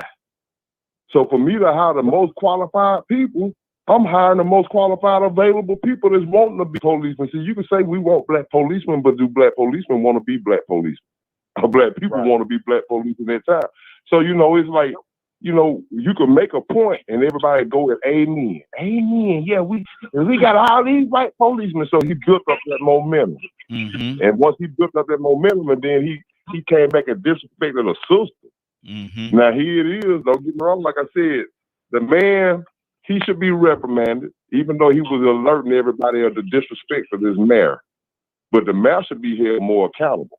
And see, the woman is more offended by what the mayor said than by what the white councilman said. What's the white council? What's his track record? I ain't mad at the mayor, period. The white council person. Rico, the white council person. What's his track record? He's been a councilman in this majority black city for decades. Him and this black woman. Like the only new blood is this black man. He's the new breed, the revolutionary to a certain extent. He's gonna clean up the swamp, and so to speak. That's what he's coming in to do.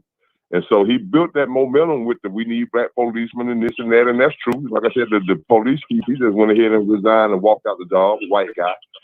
But then, sometimes we got to understand that, when we can't get black people in our community to do the policing and to do the governing, if the white citizens are concerned enough, then you got to let them do what they do. Exactly. Everybody mute your line. We got some background noise coming from somebody's line. Everybody mute your line for me. Yeah, absolutely. I'm going to read what our public citizen. Hold on. I'm going to come right back to you. Let me read what public citizen put here. He said, how is this project of reclaiming the N-word going? You won't hear it come out of my mouth, but I think the rules should be more or less universal. Yes, I agree. Leaders need to be held to a higher standard. Go ahead, Kurt. Our old mayor up here has kind of his mayorship has kind of been tainted or disrespected. And I gotta give him his props. He managed this city really well. Kurt L. Smoke. He's now the president of Howard University, right? But our mayor implemented something right before I left. So he attempted to implement it, and I think it actually got implemented, but then the policemen's union came in and they rolled it out until after he got out of office, and then raised a bunch of cane and had it changed. Because one, it was working, and two, they really didn't like the idea of having to follow that form of instruction. But our old mayor, Kurt L. Smoke, implemented that if you're going to be a BPD, Baltimore Police, specifically what they would say, what we would call BCPD, which is Baltimore City Police, right? That if that's what you wanted to do, that you had to live in the city. And I can't remember if it got specific, but I almost want to say it got specific to if you wanted to be BCPD, you had to not only live in the city, but you had to live close to or near your prospective district. So if you was BCPD and you was on the Eastern District, you had to live in East Baltimore City. If you was on the Western District, you had to live in West Baltimore City. Southern District, Northern District, and so forth and so on. What I noticed was the implementation of just that rule alone. Policing changed because now, okay, we removed, like in California, I'm gonna be honest with you. One of the things I noticed when I lived in California, one of the things I noticed is, for example, you had these kids from, let's just say, Malibu becoming LAPD. So they're coming into the police department already with a bias and an opinion of what's actually going on in LA. But what our mayor did, what our old mayor did, he was the mayor way like during the 80s, early 90s, when he implemented that rule. And they even went as far right as to, if you decided to be BCPD, they gave you a certain percentage of money towards your house. You almost didn't have a mortgage. You know what I mean? They gave you certain, and then I always mess that word up, but they gave you certain amenities.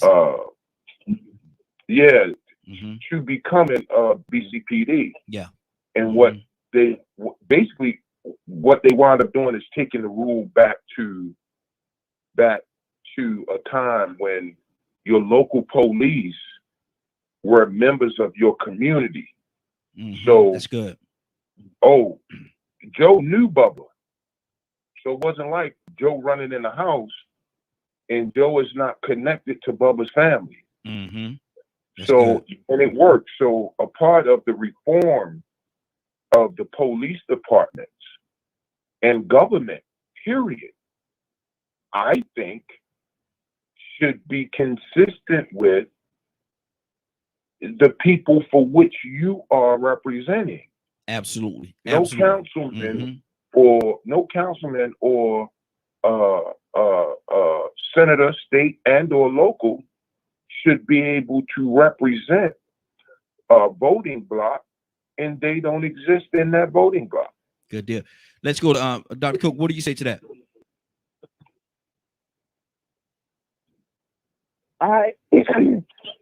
That's correct. I agree with what Kurt said. Because how are you going to basically govern someone and you don't know anything about the community? You don't know anything about the people. That's impossible to do. You're supposed to know your constituents because you're representing your constituents. Dr. Cook, let me ask you this. That's how I feel. Let me ask you this, right? And everybody mute your line. I feel I got some background noise coming from somebody's line. Everybody mute your line for me. Mute your line for me. Public Citizen said earlier that some people were saying, and I can go back and read what he said. I had to get back to it, but they need to hire more Black police officers in our community. Do you think that's the answer?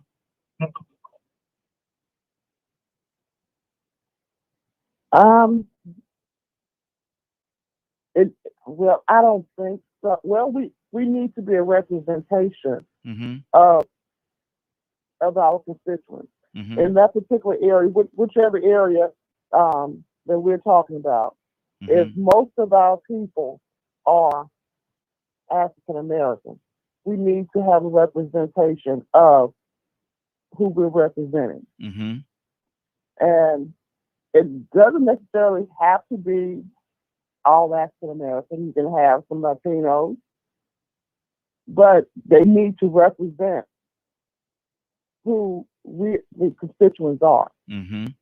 So I basically say this as working in a prison. You have, where I used to work, you had mostly African Americans. You can't simply just have all whites working around these offenders. You have to have someone there that understands who they are. Mm-hmm. Now, a lot of white people did not know who those offenders were. They don't know the struggle. They don't know anything about their background, and some of them just talk to them any kind of way. Mm-hmm. And so basically, there was a lawsuit that the offenders basically they put it in and they won because no one could basically talk to them or understand their struggle, where they came from. Mm-hmm. So they had to implement and bring other people in that represented them. So if you have whites, they have a lot of people, a certain percentage to represent whites, to represent Native Americans, to represent Black, to represent Latinos. So we have to have that there so we can basically communicate with the people that look just like us. Mm-hmm. So you do need to have a representative amount of people that represent the population that you're serving. Okay. Toya, what do you say to that? Do you think that's the answer? Toya, Well, I think there's Yep. I think there's multiple answers. Mm-hmm. You know, when it comes to executing any kind of plan, any kind of strategy, with football, basketball, baseball, work, it doesn't make a difference. There's always more than one way to fix the problem. Mm-hmm. You know, and we're not working at fix the problem. We don't get paid by fixing the problem. We don't get paid by ending crime. We don't get paid by ending sickness. We don't get paid by ending drama. We don't want good things. We don't want to watch good things. If you watch the show, the news, the news about the bad stuff get more ratings than the good stuff. Yes, absolutely. So we're not thinking about the forces of evil that want it. You know, there are multiple ways. Come on, you think we have become so elaborate that we can have each other look at each other through cell phones so we can figure out how to end it? Mm-hmm. No, we figure out that if we end it, it won't be as profitably beneficial. Mm-hmm. So, of course, all these strategies and things are possible and can work. And again, I'm just going to refer back to my experience as a manager in some of these hood stores that everybody else had problems, right? When I went in there with the right tools, I was successful. Mm-hmm. We were the best of the best, but those were the hood stores. Yeah. The problem can't be solved. Mm-hmm. It's the leadership. Mm-hmm. You cannot, and it's like a spirit, you cannot be the leader of a county, community, a business, and don't possess the spirit of the traits which you say supposed to represent the people. So no, you can't be a mayor who feel like it's okay to call somebody an HN word, and that's you feel like it's okay to do that in a work setting and think that you're going to raise the community. No, you're going to be biased, right? Somebody made a comment yesterday about we bring our personal relationships to things. Well, isn't that why you want to be a firefighter? Mm-hmm. Isn't that why you want to be a such and such? Because we have personal relationships. Like I wanted to be a manager because I saw other people manage and they weren't doing it right. And it's the same way with mayor, president, and governor. Our leadership needs to they need to handle their business, and they're not. Mm-hmm. They know the game, they're playing the game, and the game is not to solve it. And when you do have individuals, like we said, like Keisha, who think that is for real, you will fish swimming upstream. You know, one of the reasons why I got out of the food business was because leadership above me. I'm a general manager, right? Uh-huh. But they don't care. Mm-hmm. They don't care. Well, Toya, oh, it's missing chicken. I said, I know, I need to catch the person. No, I can't turn it in like that. So what do you think that's going to mean for all the other people in his industry if he's hinting to me that I need to make the chicken right? And I'm telling him I need to catch the robber.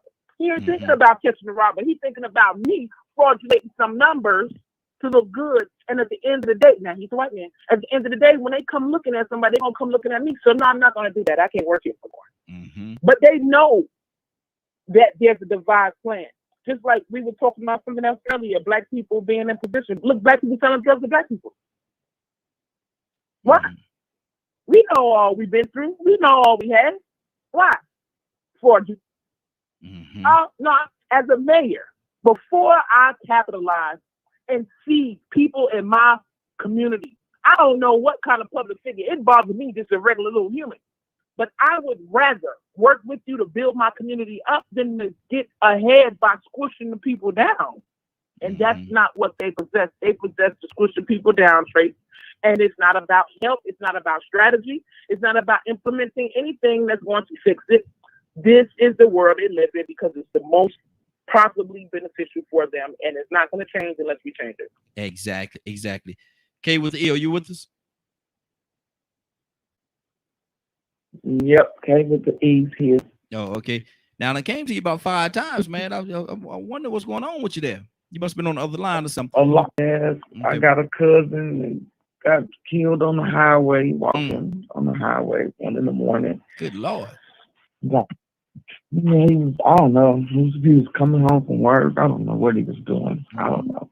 Well, but he got hit walking on the way. Well, our condolences go out to you and your family, sister. Like I said, if you need us, just give us a call. We're right here. If you need us, give us a call. Hey, brother, how you doing? I think but I got you all in there. I sure will, young man. Toy, mute your line, Toy. Toy, you got a call. Oh. Toy, mute your line for me. Sorry. My bad. Oh, okay, good deal. Kay, what's on your heart about what we're talking about this morning? I think that the mayor should be in trouble, and that guy that repeated it, like he's only, like they said, he did repeat what the mayor said, and he wanted to clarify. Like the mayor said, she's a whole nigger. You a whole nigger. So I would have said, I probably would have took it a little further. I wouldn't have said that there are any more whole niggas in here. I would have said the mayor called her a whole nigger. Is there some more of y'all like this, like her? The mayor called her a whole nigger. I don't understand what a whole nigga means. I would have really put him out there. And that's what he was trying to do, but he did it the wrong way. And they switched it and tried to put it on him.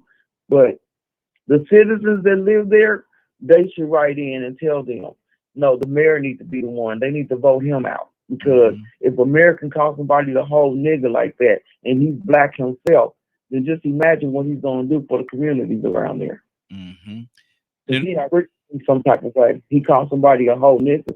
I'm confused. What's a whole nigga? A whole nigga can be any color. And that's what, I mean, that white guy, being that black lady, I would have said including yourself, the one that asked the question.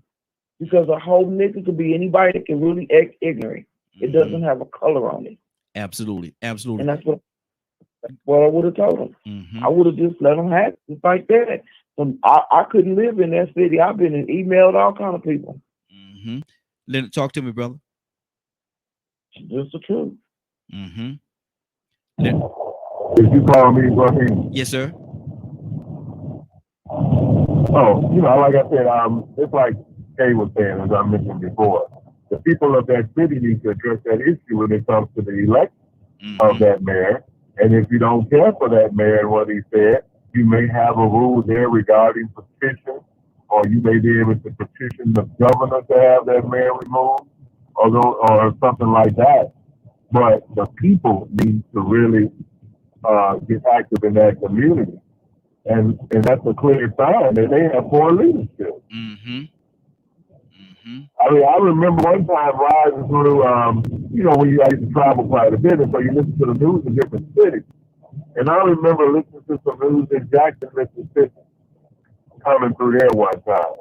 And I was like, if this is the way the elected officials act, the people here probably are not really inclined to participate in the process. Because you have to think, just like someone else mentioned, like Toya mentioned, if you see something not being done very well, somebody out there going to say, I can do a better job than that. Exactly. And these are the type of people that you need to focus on when running for office. A lot of times, the common name that you hear, or a person from a family that's been in office, that's their careers and all that, those may be the very people that are blocking progress. Exactly. Because if the mayor acting a fool, he's supposed to be setting the precedent for behavior. That's right. That's right. And if he's not So doing that, then shame on that's, that spirit. yeah. Mm-hmm. Leonard, you must got your windows rolled down, Leonard. What's that now? You must got your windows rolled down. Yeah, I'm moving around more now. I got you. Mute your line from good. I'm going to go to. We're gonna switch up a little bit. We got 45 minutes. We're gonna go to our topic for today. I wanted to stay there because there was so many layers on that, but I wanted to stay there. So, Kurt, are you with us? Kurt, are you with us? Yeah, man, I'm right. Yeah, man, I'm right here. Okay, I'm good. You gotta give me a chance to hit the dog on mute button, right? Yeah, I got you.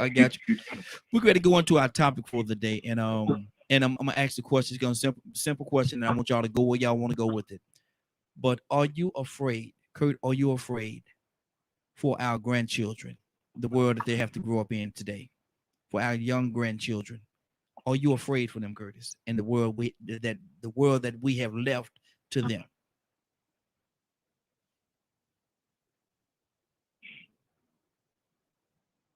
Kurt? I'm afraid. I had to process that for a minute. Mm-hmm. Because as a father of two boys, I'm afraid of the world that will present themselves to them. Mm-hmm. You understand? Mm-hmm. Go ahead. But I'm not afraid of the world that we will be leaving them. I'm not afraid of that because we trying. Just the fact that we can sit on this radio station and have this conversation lets me know that we are trying and we are making some pretty good strides. Mm-hmm. It might not be as fast as we want them to be. Mm-hmm. It might not be as clear right now as we would like for them to be, but we are making moves. Mm-hmm. I'm gonna do it like this, right? As a parent, one of the things that will affect me for the rest of my life is a conversation that I had with my, at the time, 13-year-old son. He's now 15. This was 2 years ago. This was right before COVID. And I went and picked him up. And I'll never forget it, man. It brings me to tears every time I think about it, because the one thing as a parent you hate to feel is that feeling that there is nothing that you can do to help your son, help your kid heal or protect yourself. There's nothing you can do. And he got in the car with me. We was going to dinner and going to a movie, all that, father and son time. We was actually going to go pick up his brother. And I looked over to him and I asked him, I said to him, honestly, I said, Cario, I need to ask you a question. And he was like, yeah, what's up, Daddy? I said, look, man, I said, I'm asking you this question because I genuinely don't know the answer. And the only way I'm going to know the answer is I need you to answer me as honestly as you possibly can. Mm-hmm. This is your opportunity to say exactly what's on your mind. However it comes out, it will be forgiven. And he was like, okay. I said, I have to know, how does it feel when you get up in the morning and there is a known situation that you may have an active shooter at your school? And the first thing he said to me was, Daddy, come on, like you know. And I said, no, son, I don't. I said, I don't. He said, what you mean? I said, son, when I was growing up, the safest places for a person to be on a regular was either school or church. Sometimes school was safer than home for some folks. I said, I don't know what it's like to practice shooter drills and things of that nature. How does that feel? Wrap it up for me, Kurt. And you know what he looked at me and said, man? What's that? He said, Daddy, being honest, I'm scared as hell. Wow. That's what he said to me. And as a parent, I'm saying, wow, like there's nothing I can do about that. Hold right there, Kirk. I want to pull some more people. You threw something out there, man. Leonard, what do you say to that, man? Are you afraid of the world that we're leaving to our grandkids? A lot like Kurt, no, I'm not scared about it because I raised my kids to deal with the world. So, you know, and I was raised the same way. We may be in the world, but you're not of the world. So it's every man is had to govern himself a certain way. And you know, even if you are scared, that don't mean you can't live like that. Which is why I'm completely against on teaching black boys that they somehow have to bow their head to white folks and white laws and white ways. Okay, that's good. So, you know, if you raise your children properly, you should raise them so they'll be fit to deal with whatever life has, you know, come their way. Okay, that's good. That's good. Dr. Cook, what do you say to that? Are you afraid of the world that we leave into our grandkids or even our great grandkids? Are you afraid of that world that we leave into them? At one time I was, but everybody mute your line for me. I basically had a talk with my daughters as well. When all the shooting started. When shooting started way back in the day, but I made sure that I gave them a phone so they can communicate, take it to school or wherever they go. But I pray over my children every day. And when they're away from me, I just depend on God that He's going to take care of them. I don't want to be in fear every day when they leave. I'm not like that anymore. So what changed? Pardon me? What changed? Because you say at one point you were that way. So what changed to get you to where you are right now? My spirituality and my belief in God. And basically doing what I'm supposed to do daily, and that's to pray over them and pray for myself. And once we pray over them, we're releasing that to God. And so whatever's going to happen is going to happen, but I depend on God to take care of them wherever they go. And once I do that, I don't care anymore because I know that God has them. And I basically teaching and instilling them everything that they should do in order to survive in this world, in order to communicate to others in this world. So once I basically do that, I'm at peace with what I ask.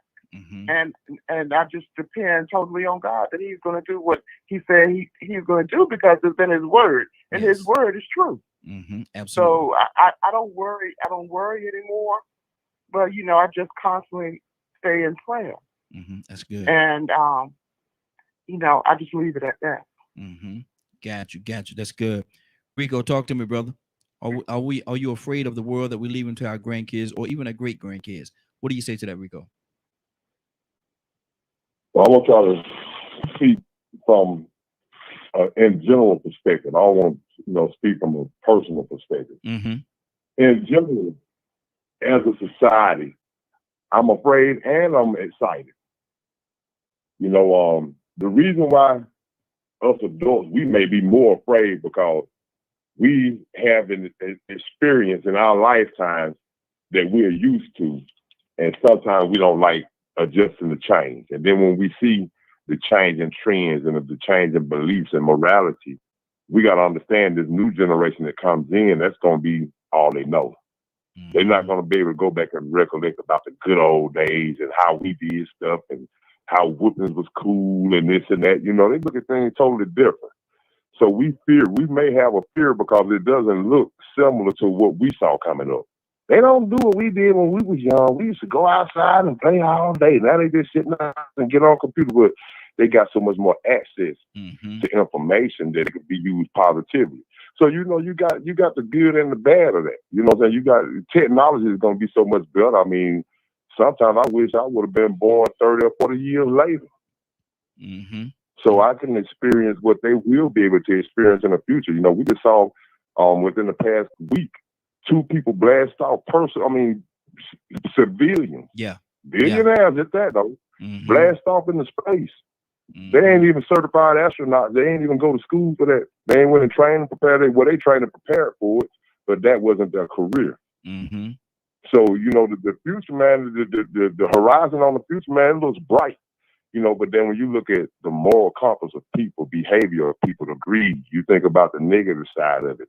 You know, so I'm on both sides of the fence. You know, I'm anxious, but I'm afraid. I'm excited, but I'm afraid. Yeah. You know, at one point in time, I remember when I was young, I said to myself, man, I don't even know if I want to have kids because I don't want them to be around if the world happened to come to an end. I mean, I was young and extreme then. But then I thought about it. I said, you know what, this experience we call life, it got its ups and downs. You know, it ain't gonna always be perfect.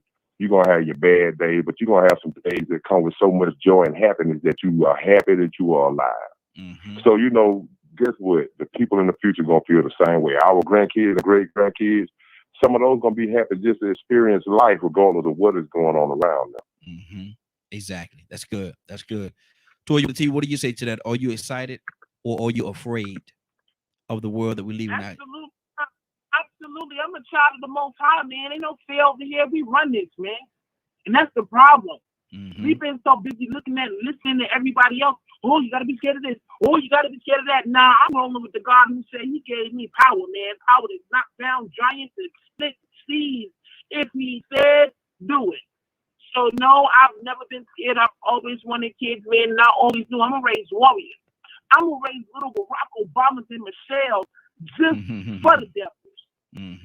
Oh, absolutely. I've always loved life. I've always encouraged the youngest, do better than me, go higher than me. Let's take it to the next level. Let's be great. Let's be excellent. You know what I mean? So, I might have done a lot of crazy stuff, and I might be scared of hell, in jail, in the Lord. But when it comes to being down human, I understand my role very well, and there ain't no fear down here. If it ain't the Lord saying, listen, you better tighten up like he did, I'm not gonna fear no man. Bring it. Let's go. I'm the one that I need to be on the front line of battle. Straight up, because ain't no fear in these bones. Sorry. There you go. Good deal. Good deal. K, what E, talk to me. Are you afraid? Yep, I agree with Toya. I ain't scared. My grandkids is ready. I ain't scared. Okay. They know what it takes to survive. Go to work, do what you're supposed to do. Keep God first in everything you do, and you'll be okay. Good deal. Good deal. Dr. Cook, how have this society changed? And with modern technology and all the things, y'all spoke a little bit earlier about the technology. Has that made it better?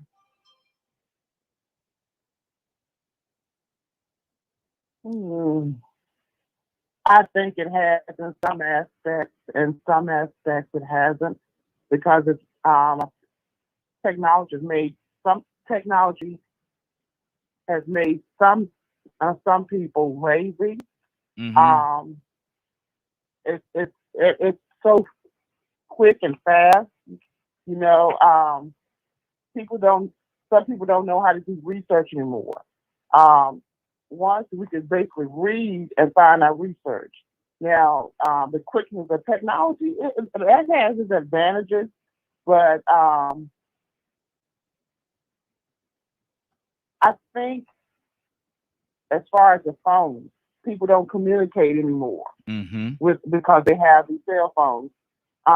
They can text. But I often tell my children, you all need to talk sometimes. Instead of texting, talk. Yes. But as far as the computers and all, as far as doing your research, now that's a lot better. But I do feel that some of the children today are lazy. They don't want to talk. They prefer texting, and they playing all of these games and that's made a lot of them lazy. It's less engaging, I feel, from what I see. It may not, other people may see something differently, but in some aspects, it creates laziness, and in others, it has helped tremendously. Okay, that's good. I believe. Okay, what do you say to that? Has it? You know what? Huh? Right before you go to Leonard, you know what? What she said. I had my grandkids over here the weekend, and I took them to a little organization with the Princess and Kings. And when they walked in the door, they had to put all their cell phones in a bowl. So they couldn't have their cell phones. So when we got home, after doing all the events and movie in the park, I said, hey, put some cell phones down. Let's go outside in the front. I'm going to teach y'all this game called Pie. When I tell y'all they had so much fun, they didn't think about that cell phone or that tablet. The next day they woke up, they slept good. They said, Grandma, our legs was hurting. All that running we did because Pie's a fun game. Take a lot of running. But they had fun. So it's up to us, grandparents, aunties, uncles, bring them and say, come on, let's do this. Put your phone down. You're going to break it outside. You can't throw no football and catch it with a phone. Exactly. We got to change it. Let them redirect it. And if we don't redirect it, our kids ain't, because they in the generation. So we have to redirect it. I redirected with my kids. And I told my kids what I had them playing. And my oldest daughter like, oh, that's fun. We're going to play that. Yeah, it's fun. Everybody can play it. I was the storekeeper. We all played together. And that's the thing right there. People don't, outside activities, Leonard, there's not a whole lot of outside activities like there used to be back in the day. We used to, man, look here, they used to have to run us into the house. Now it's a difficult task to try to get the kids to go outside and get some vitamins from that sun. What do you say to that? I said that's the parents' fault. I mean, you can you train a child to do what you want to do. They ain't out there buying stuff themselves. So you by exploring them, you're allowing them to use it. So it's your parenting that people really need to look at. When it comes to certain things. I'm always a fan of technology. I believe in progress on every level whatsoever. So I don't reminisce about times gone past or anything of that nature like that. Because one, I have seen so much more. I am much more efficient because of technology. I have access to more things because of technology. So I remember when my grandparents didn't drive that I knew of very much. They walked everywhere. So the car came along, and guess what? It made it a lot easier on their old bones and stuff. You know what I'm saying? So I don't hate progress. I don't hate technology or anything like that. I'm not held back by things or other people's opinions. A lot of people, I don't know, maybe things were just so great for you back then. Maybe that's just what you're fixated on. I'm not sure, but I got to grow up at some point. Exactly. Rico, talk to me, brother. What's on your heart? Yeah, I agree with what he said just then. I mean, what this does, what happens is technology will soon become an influence on your child. They have so much access, and so now what this new technology and new era is doing is making parents stay on the P's and Q's. See, you can be worried or somewhat afraid, but then if you go and make a better example, give more positive reinforcement to children. If it don't get to a point now where you got to make more of an effort to be mindful of what they're exposed to with this convenience and access of technology. You got to become part of the technology too and sort of lead them in the direction of what they should be doing and what they shouldn't be doing if you do see some things that worry you about the future.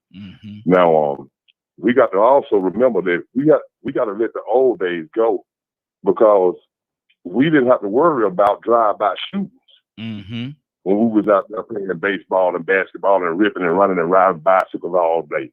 We didn't have to worry about Crips and Bloods in the 70s and 80s down here in the South.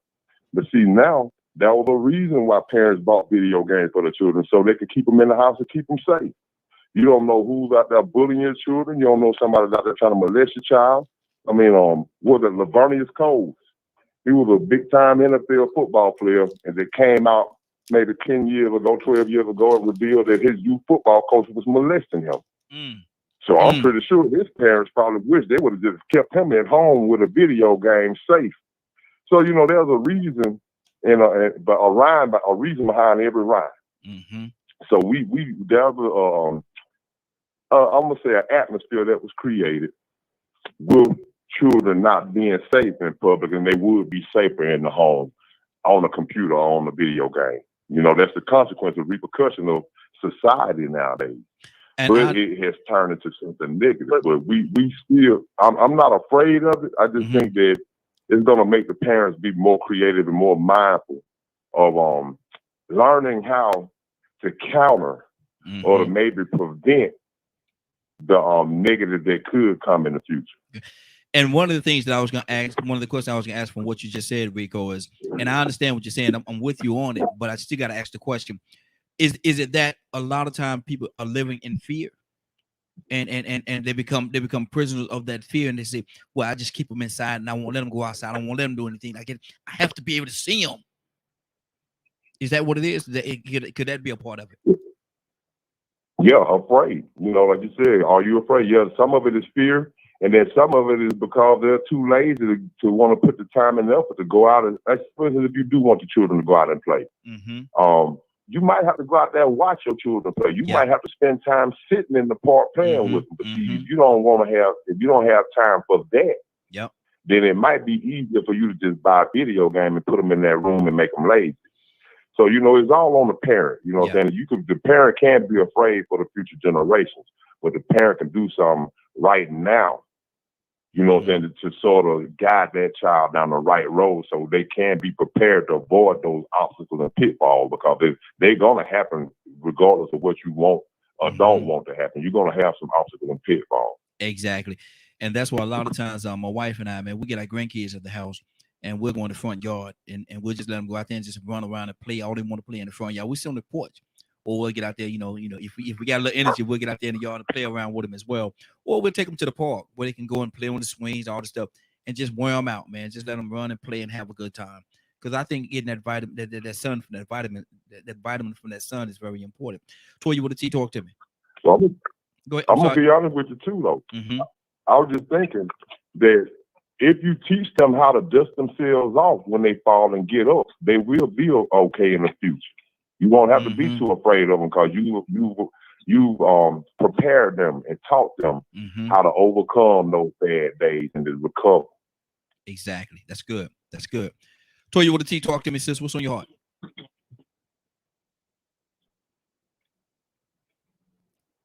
Toya with a T, you there? All right, we'll come back to Toya. Kurt, talk to me, brother.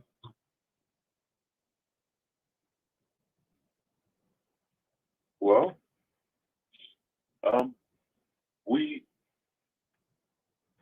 it is my belief, man, that above all other things, the greatest institution, I have been saying this for years, and I will continue to say this all the way until the day that I take my last breath. And hopefully that'll be 250 years from now.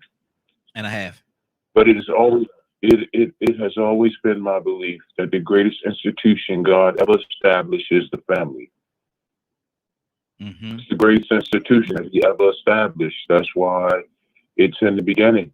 And we are charged with the specific responsibility of trying to be the best forebearers of what was past, what is present, and what will be future. And in order to do that, we must have a certain level of understanding of all three, the past, the present, and the future. We must have a certain level of open-mindedness to understand the three. You know, I'm reminded of something. I teach my boys the same lesson that I learned from my grandmother. the late great Pastor Minnie L. Stanley, or for some of my Georgia folk that's down there listening, Skeeter. Mm-hmm. I remember one time she told me in front of my uncle. My uncle asked me what I wanted to be when I grew up, and I told him, I said, man, I'm going to the NFL. I'm going to play in the NFL. And he said some things that was very discouraging about the chances. And although it was the reality, but it was something that I did not need to hear at that moment. I was young. Mm-hmm. And she looked at him and she said, no, boy, if you don't shut up. She said, baby, she said, a man without a dream will have no focus. Yeah, that's good. That's good. And I took that, man. And those lessons are the same exact lessons that I have passed on to my seeds. Mm-hmm. That's good. So that's good. Good deal. I'm not going to tell my kids what they can't do. Mm-hmm. Mm-hmm. In terms of anything that's positive in nature, anything that's going to move our race, our culture, our humanity forward. I'm not going to tell them that they can't do that. Mm-hmm. That's good. That's what's on my mind, bro. Appreciate you. And I want to do a shout out to Wanda D. Hollis. Wanda D. Hollis, she done checked in with us this morning. Definitely appreciate you, sister. If you got a minute, give us a call. I want to hear what you're thinking about these kids these days. Are we afraid? Are we afraid for our grandkids or our great grandkids, the world that we live in, that we're leaving behind for them? Are we afraid, Wanda? Toya with a T, talk to me, sis. Yeah, again, I'm on this fearless thing, but it's like what Kurt said. It sounds like fear's talk. Oh, you can't do that to chances. Oh, you can't do that to white folks on. Oh, you can't be no president, Barack. You ain't even this. Your mama was this. But what if God told Moses you can't spit the sea? What if God told David, no, don't go get that rock and that slingshot. You can't take that giant down. See, we so busy focused on this flesh-like world, this flesh-like power. I need supernatural. Come on. I don't want to be stuck down here with the can'ts and the ain'ts and the won'ts of the humans. I'm focused on supernatural power, and I remind my nephews of this because I haven't always been like this. Well, auntie, I might not be able to get this, that, and the third. No, you can't, but we're talking about what God is. So if we're going to be scared, so what master are we serving? Exactly. Come on. Because the Most High wants the supernatural power. Say it. Who, when the doctors say you're gonna die, he say you're gonna live. When the doctors, when they say they're gonna come get everything, he say, no, I'm gonna avenge you and give it back tenfold. That's who I'm listening to and who I'm dealing with. And if you're not dealing with that God, then you need to think twice if your kids are scared. I had an uncle, and when I used to growing up, and it was my favorite uncle. I ain't gonna call his name, but it was my favorite uncle. But I ain't gonna call his name because one of my other uncles to get jealous. But he used to always tell me, stop that woulda, coulda, shoulda, and do it. Stop that woulda, coulda, shoulda, and woulda, coulda, shoulda ain't gonna do nothing for you. Woulda, coulda, shoulda. He said, just do it. He said, if you got something that you want to do, go out there and do it. He said, if you fail, don't worry about it. You're young enough to recover, dust yourself off, figure out what you did wrong, and do it again. Rico, what kind of advice is that, Rico? Because that helped me, man. I'm gonna tell you, that helped me. Can you repeat that last info? I'm breaking up a little bit. He said, stop talking about that woulda, coulda, shoulda, go out there and do it. And if for whatever reason you fail and you're not successful, dust yourself off, get up and do it again. Figure out what you did wrong. Well, he said figure out what you did wrong or what happened bad and dust yourself off and go out there and do it again. Is what he said basically. But go ahead. Well, most people I know of, if they're ambitious, they will do that anyway. They're gonna try again. It's hard to stop an ambitious person. The thing is that person is unmotivated. That refuses to make the effort. They've already given up. They wake up every day and then they don't know what they want to do because they know they had dreams. They know they had ambition, but they just too lazy to make the effort. So they'll go back and do the routine, same thing every day. I don't know if that's called being afraid, but I know in the end, I've seen so many people. I've been one of them. I did the same thing before. At one point in time, I was ripping and running and just, turning corners every day, hanging out, kicking the boo-boo, shooting the jive. You get what I'm saying? Yes. And it left me in a situation where I was saying a lot of woulda, coulda, shouldas. There were opportunities on the table that I should have been taking advantage of, but I doubted myself. So, there was a lack of self-confidence. You get what I'm saying? So, that woulda, coulda, shoulda, man, that happens most of the time when people don't even make the first effort. Come on. But a lot of times, if you even make the effort and you got some type of ambition about yourself, you will dust yourself off. Not to understand, if somebody taught you to be motivated and ambitious, they already taught you to dust yourself off, get up and dust yourself off from the very beginning anyway. Get up and try it again. Get up and try it again. You can do it. Exactly. And Wanda said, "Wake up, winning." And Wanda, she has a fantastic book that she wrote, a couple of books that she's written out talking about what she's discussing. Have a lot of women that came together, man. I think she got some men as well, and they talk about wake up winning. Fantastic. If y'all get the opportunity, y'all support that sister, man. She's doing some great things. I Wanda, definitely proud of you. Let's keep this thing going. Quick version, brother. We only got about 15 minutes. What do you say to that? That woulda, coulda, shoulda. Don't worry about that woulda, coulda, shoulda. Get out there and do it.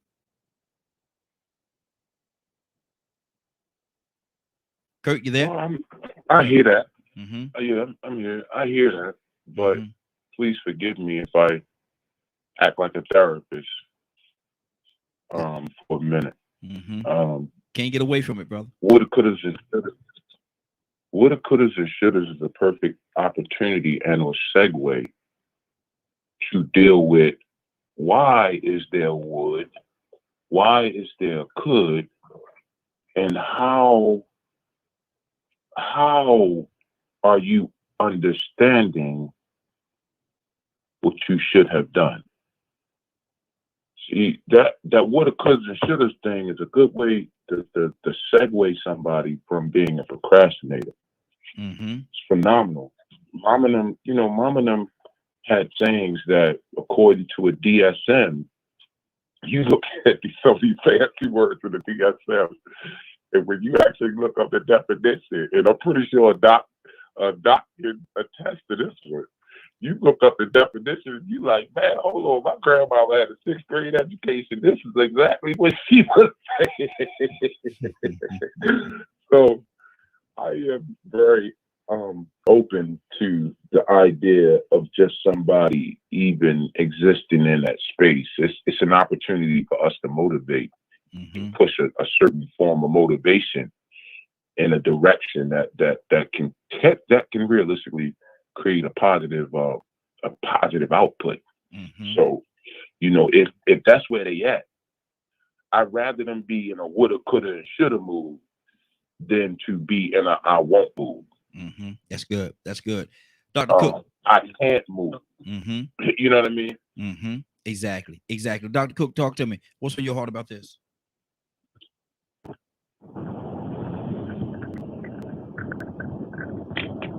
Dr. Cook, you there?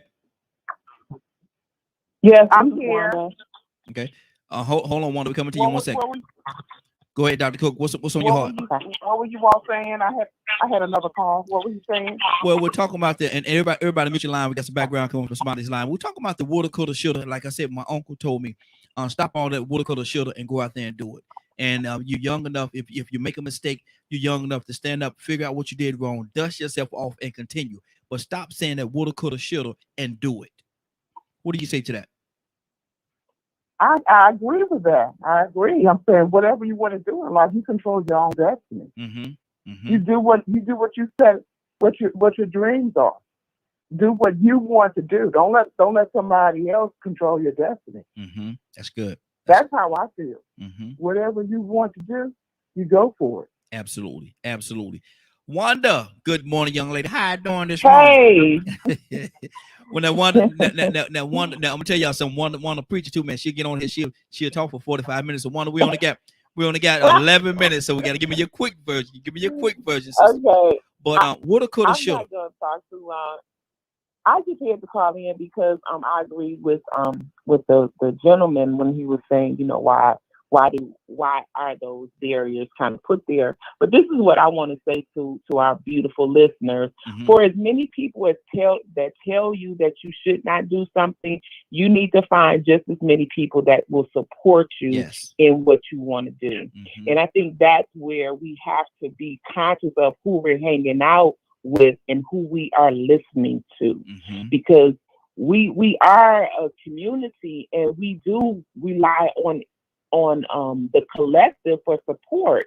So I just want to encourage us to make sure that we have the right people that we're looking at and that we're leaning on, because that will move us, and it will also keep those negative thoughts out of our heads that we allow to come in. So we have to take responsibility, and we're going to have to commune with the right people. So that's my 11 minutes.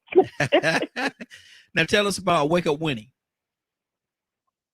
Wake Up Winning is a movement. You know, it's a book. We've done our second volume of the book, Wake Up Winning No Matter What, because losing is not an option. This is a book that was created with lots of co-authors. There's a total of about 40 something people with combining in both books. And what we do is we identify with the problems that we've had and how we overcome them. And it's also a resource book. So if somebody in that book resonates with you, you might be looking to start your own business or to pursue nursing or whatever, teaching. And these are the people to connect with. So in the book, it acts like a reference as well as a testimonial. And it's a beautiful project, and it's the model that I live by. So when I talk about associations, these are the people that you want to get around. You can find the book on my website, IamEnough365.com. Absolutely. So if y'all get an opportunity, make sure y'all go out there and get a copy. Fantastic book, fantastic books. And so y'all, if y'all get a chance, if y'all don't mind doing so, support that sister, man. She's doing some great things. Captain Leonard, talk to me, brother. What's on your heart? Absolutely. Wanda, you was gonna say something? No, I was just gonna say I love what you're doing. I love everything that you do all the time. So I just want to say thank you for that. Praise God. To God be the glory. Thank you for that, sister. I appreciate it. Captain Leonard, talk to me. Yeah, shout out to Miss Wanda. I believe I heard. Leonard? I heard you say Raheem. Yes.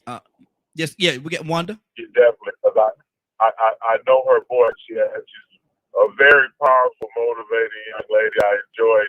I was on her show, I believe, a couple of times. She when she had a show before, and I was on there. But it's about, that's what she's just like she did. It's about being around positive people doing positive things. Exactly. And that if you share they support your dream. And watch this. You're about. Exactly. And watch this. I'm Wanda gonna get me when we get off air. She's gonna get me, but I'm gonna go ahead and do this. She a powerful woman. She a little short little woman. She powerful though. Shout little woman.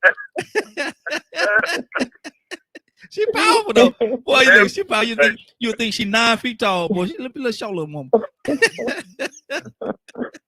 But don't underestimate the package. Exactly. Look at her. You say, man, I thought she was about 9 feet tall. Good Lord, she a big little woman. Look, Kay, what's on your heart, sis? Kay, you there? Kay can't find her mute button, so we're gonna keep this thing going. Toya with a T. Talk to me.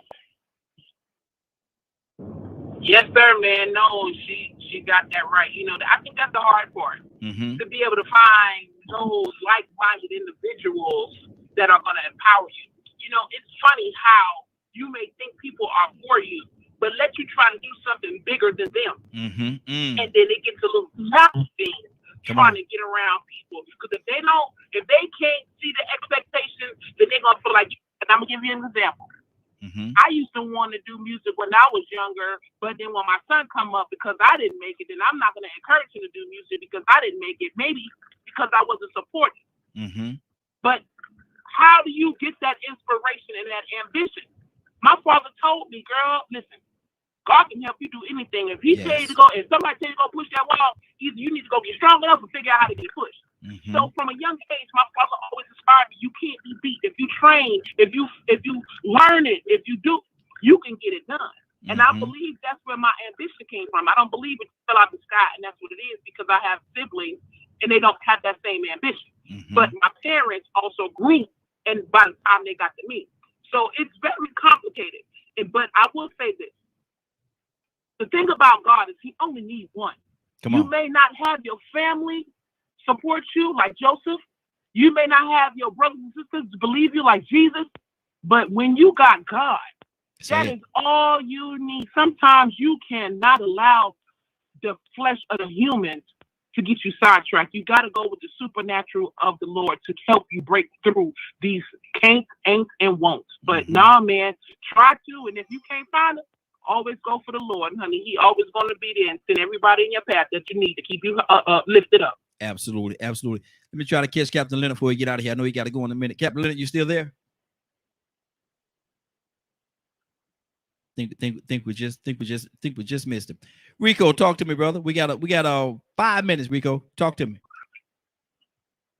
One thing I know for sure, being a person that went back and forth on lacking confidence, accomplishments are rewarding, and rewards make you feel good. It's good for the soul. And a lot of times when you accomplish good things and it make you feel good, you will find yourself in a circle of positive people. People that can give you that positive reinforcement. Don't get me wrong. Now we are supposed to be, self-sufficient. We shouldn't be dependent on other people, but being in a positive environment, that energy goes a long way. Yes. And so, my thing is when you do feel like you want to give up, maybe you have accomplished before, but then you got in an environment and the competition got grinding. You still got to remember what it feels like to feel good and let that motivate you. And when you start getting those accomplishments, that will build your confidence. That's good. I got to post something. I want to say this right here before we get out of here, man. We're having an event. We're having an event at the end of September. It's called Promises, and it is an adult prom. This is an adult prom. It ain't for the kids now. This is an adult prom. It's called Promises. It's gonna be on September the 25th. It's gonna be in Snellville. It's gonna be at Sine Event Hall, Snellville. You can actually, if you have any questions or concerns or anything about it, it's gonna be a full laid out prom. We have everything laid out. We got the music, the DJ, the music, the purple. We're not doing the red carpet. We're doing the purple carpet. We're doing the step and repeat. We got everything prom. It's gonna be there. It's gonna be a fantastic evening. We got a lot of people that's actually saying they're coming out and having a good time with us. So if you have a significant other that you did not get an opportunity, or if you did go to the prom with them, it's been years ago, you want to go to a brand new prom, you want to go to a prom and do this thing all over again, or if you did not get a chance to go to the prom with your significant other, this is your opportunity to come out and celebrate, have a good time with us. September the 25th, starting at 8 o'clock. It's called Promises. You can get in contact with me. Go to my all my social media. Everything is on the social media. We have early bird tickets. Make sure you get your ticket. Make sure you come out. Have a good time. Let's celebrate each other. Now, Toy, you want to see what's on your heart before we get out of here? Hey, man, I can't say nothing but great conversation, man. Hey, keep it up, because I know people listening are getting understanding. They're getting, I believe they're getting young stroke, and like Rico said, that positive energy, that's what people need to be around. I think this does that for people right here. So I cannot say enough time. Thank you for the platform and for everybody on here with their feedback and their honesty. I love it. It's needed, and keep on doing the good work, man. Keep it up. Thank you, sis. I appreciate that. Wanda D. Hollis, you still with us? I'm here. What's on your heart before we get out of here? Wanda, we got 1 minute now. I just want to say ditto to everything. This right here is the start. Just in this circle right here is what people need. So identify with who is available to help us, and let's just partner together and make that happen. So I just want to say thank you so much for giving me an opportunity to come on today. Thank you for everybody listening and for everybody on this talk right now. It's beautiful. Thank you. Thank you, sis. And you're always more than welcome. Anytime you want to come in, the door's always open for you. We're gonna leave the door open. You ain't gotta turn no knob and all that. Just walk on in. Come on in. And I love it. I took the liberty. I hope you don't get on me, but I took the liberty. I shared the poster on your page, if you don't mind. Is that okay? Absolutely. Okay. Absolutely. I was going to say I'm gonna reach out and get that information about your prom, and I'm gonna put that out as well. Help you promote that. I definitely appreciate you. See, that's why I love my family. But my family look out. My folks look out, boy. That's my family right there. Now, hold on. Let me go to Rico. Rico Jackson. I'm gonna call his whole name. Rico, what's going on at 3:00 today, sir? If you missed today's show and would like to catch it in its entirety, you can tune in for the replay at 3 p.m. Eastern Standard Time on www.dklmediagroup.com or on Facebook on DKM Media 1.1. Yes, sir. Good deal. Now I'm gonna put Wanda on the spot. Wanda, you still with us? I'm here. Pray us out, sister. You say pray us out? Yes, ma'am. My mother, my father, my everything, God, dear Lord, we love you and we appreciate your holy name today. We respect you and we honor you. As always, we say thank you for keeping us covered. Thank you for shining the light in those dark places. And thank you for blessing and protecting our families as we go to and fro in our day. We say amen. I told y'all there was a preacher. Y'all didn't believe me when I told you. Listen, we about to get out of here for today. I want to thank everybody for joining us. And more than that, I want to thank you for allowing DKM Media Group and associates to be a part of your and the Morning Glow for being a part of your day. It is now 10:01. You're about to exit the Morning Glow. But before you go, I want you to do me two favors, if you will. One, I want you to continue to pray for us because we're certainly praying for each and every one of you. Number two, why this is real simple. I want you to go out there, find somebody and give them a hug because you never know. It could be the only hug that they get, or it could very well be their last. Love you, and ain't nothing you could do about it. Have a great day and a better tomorrow. Now we shine some of this light in you for the Morning Glow. Take it out there into this wicked and cruel world that we live in and let your light so shine. You get an opportunity, give somebody some love. You just might find some love in return. Won't that be a beautiful thing? Take care of each other and each and every one of you. Be blessed.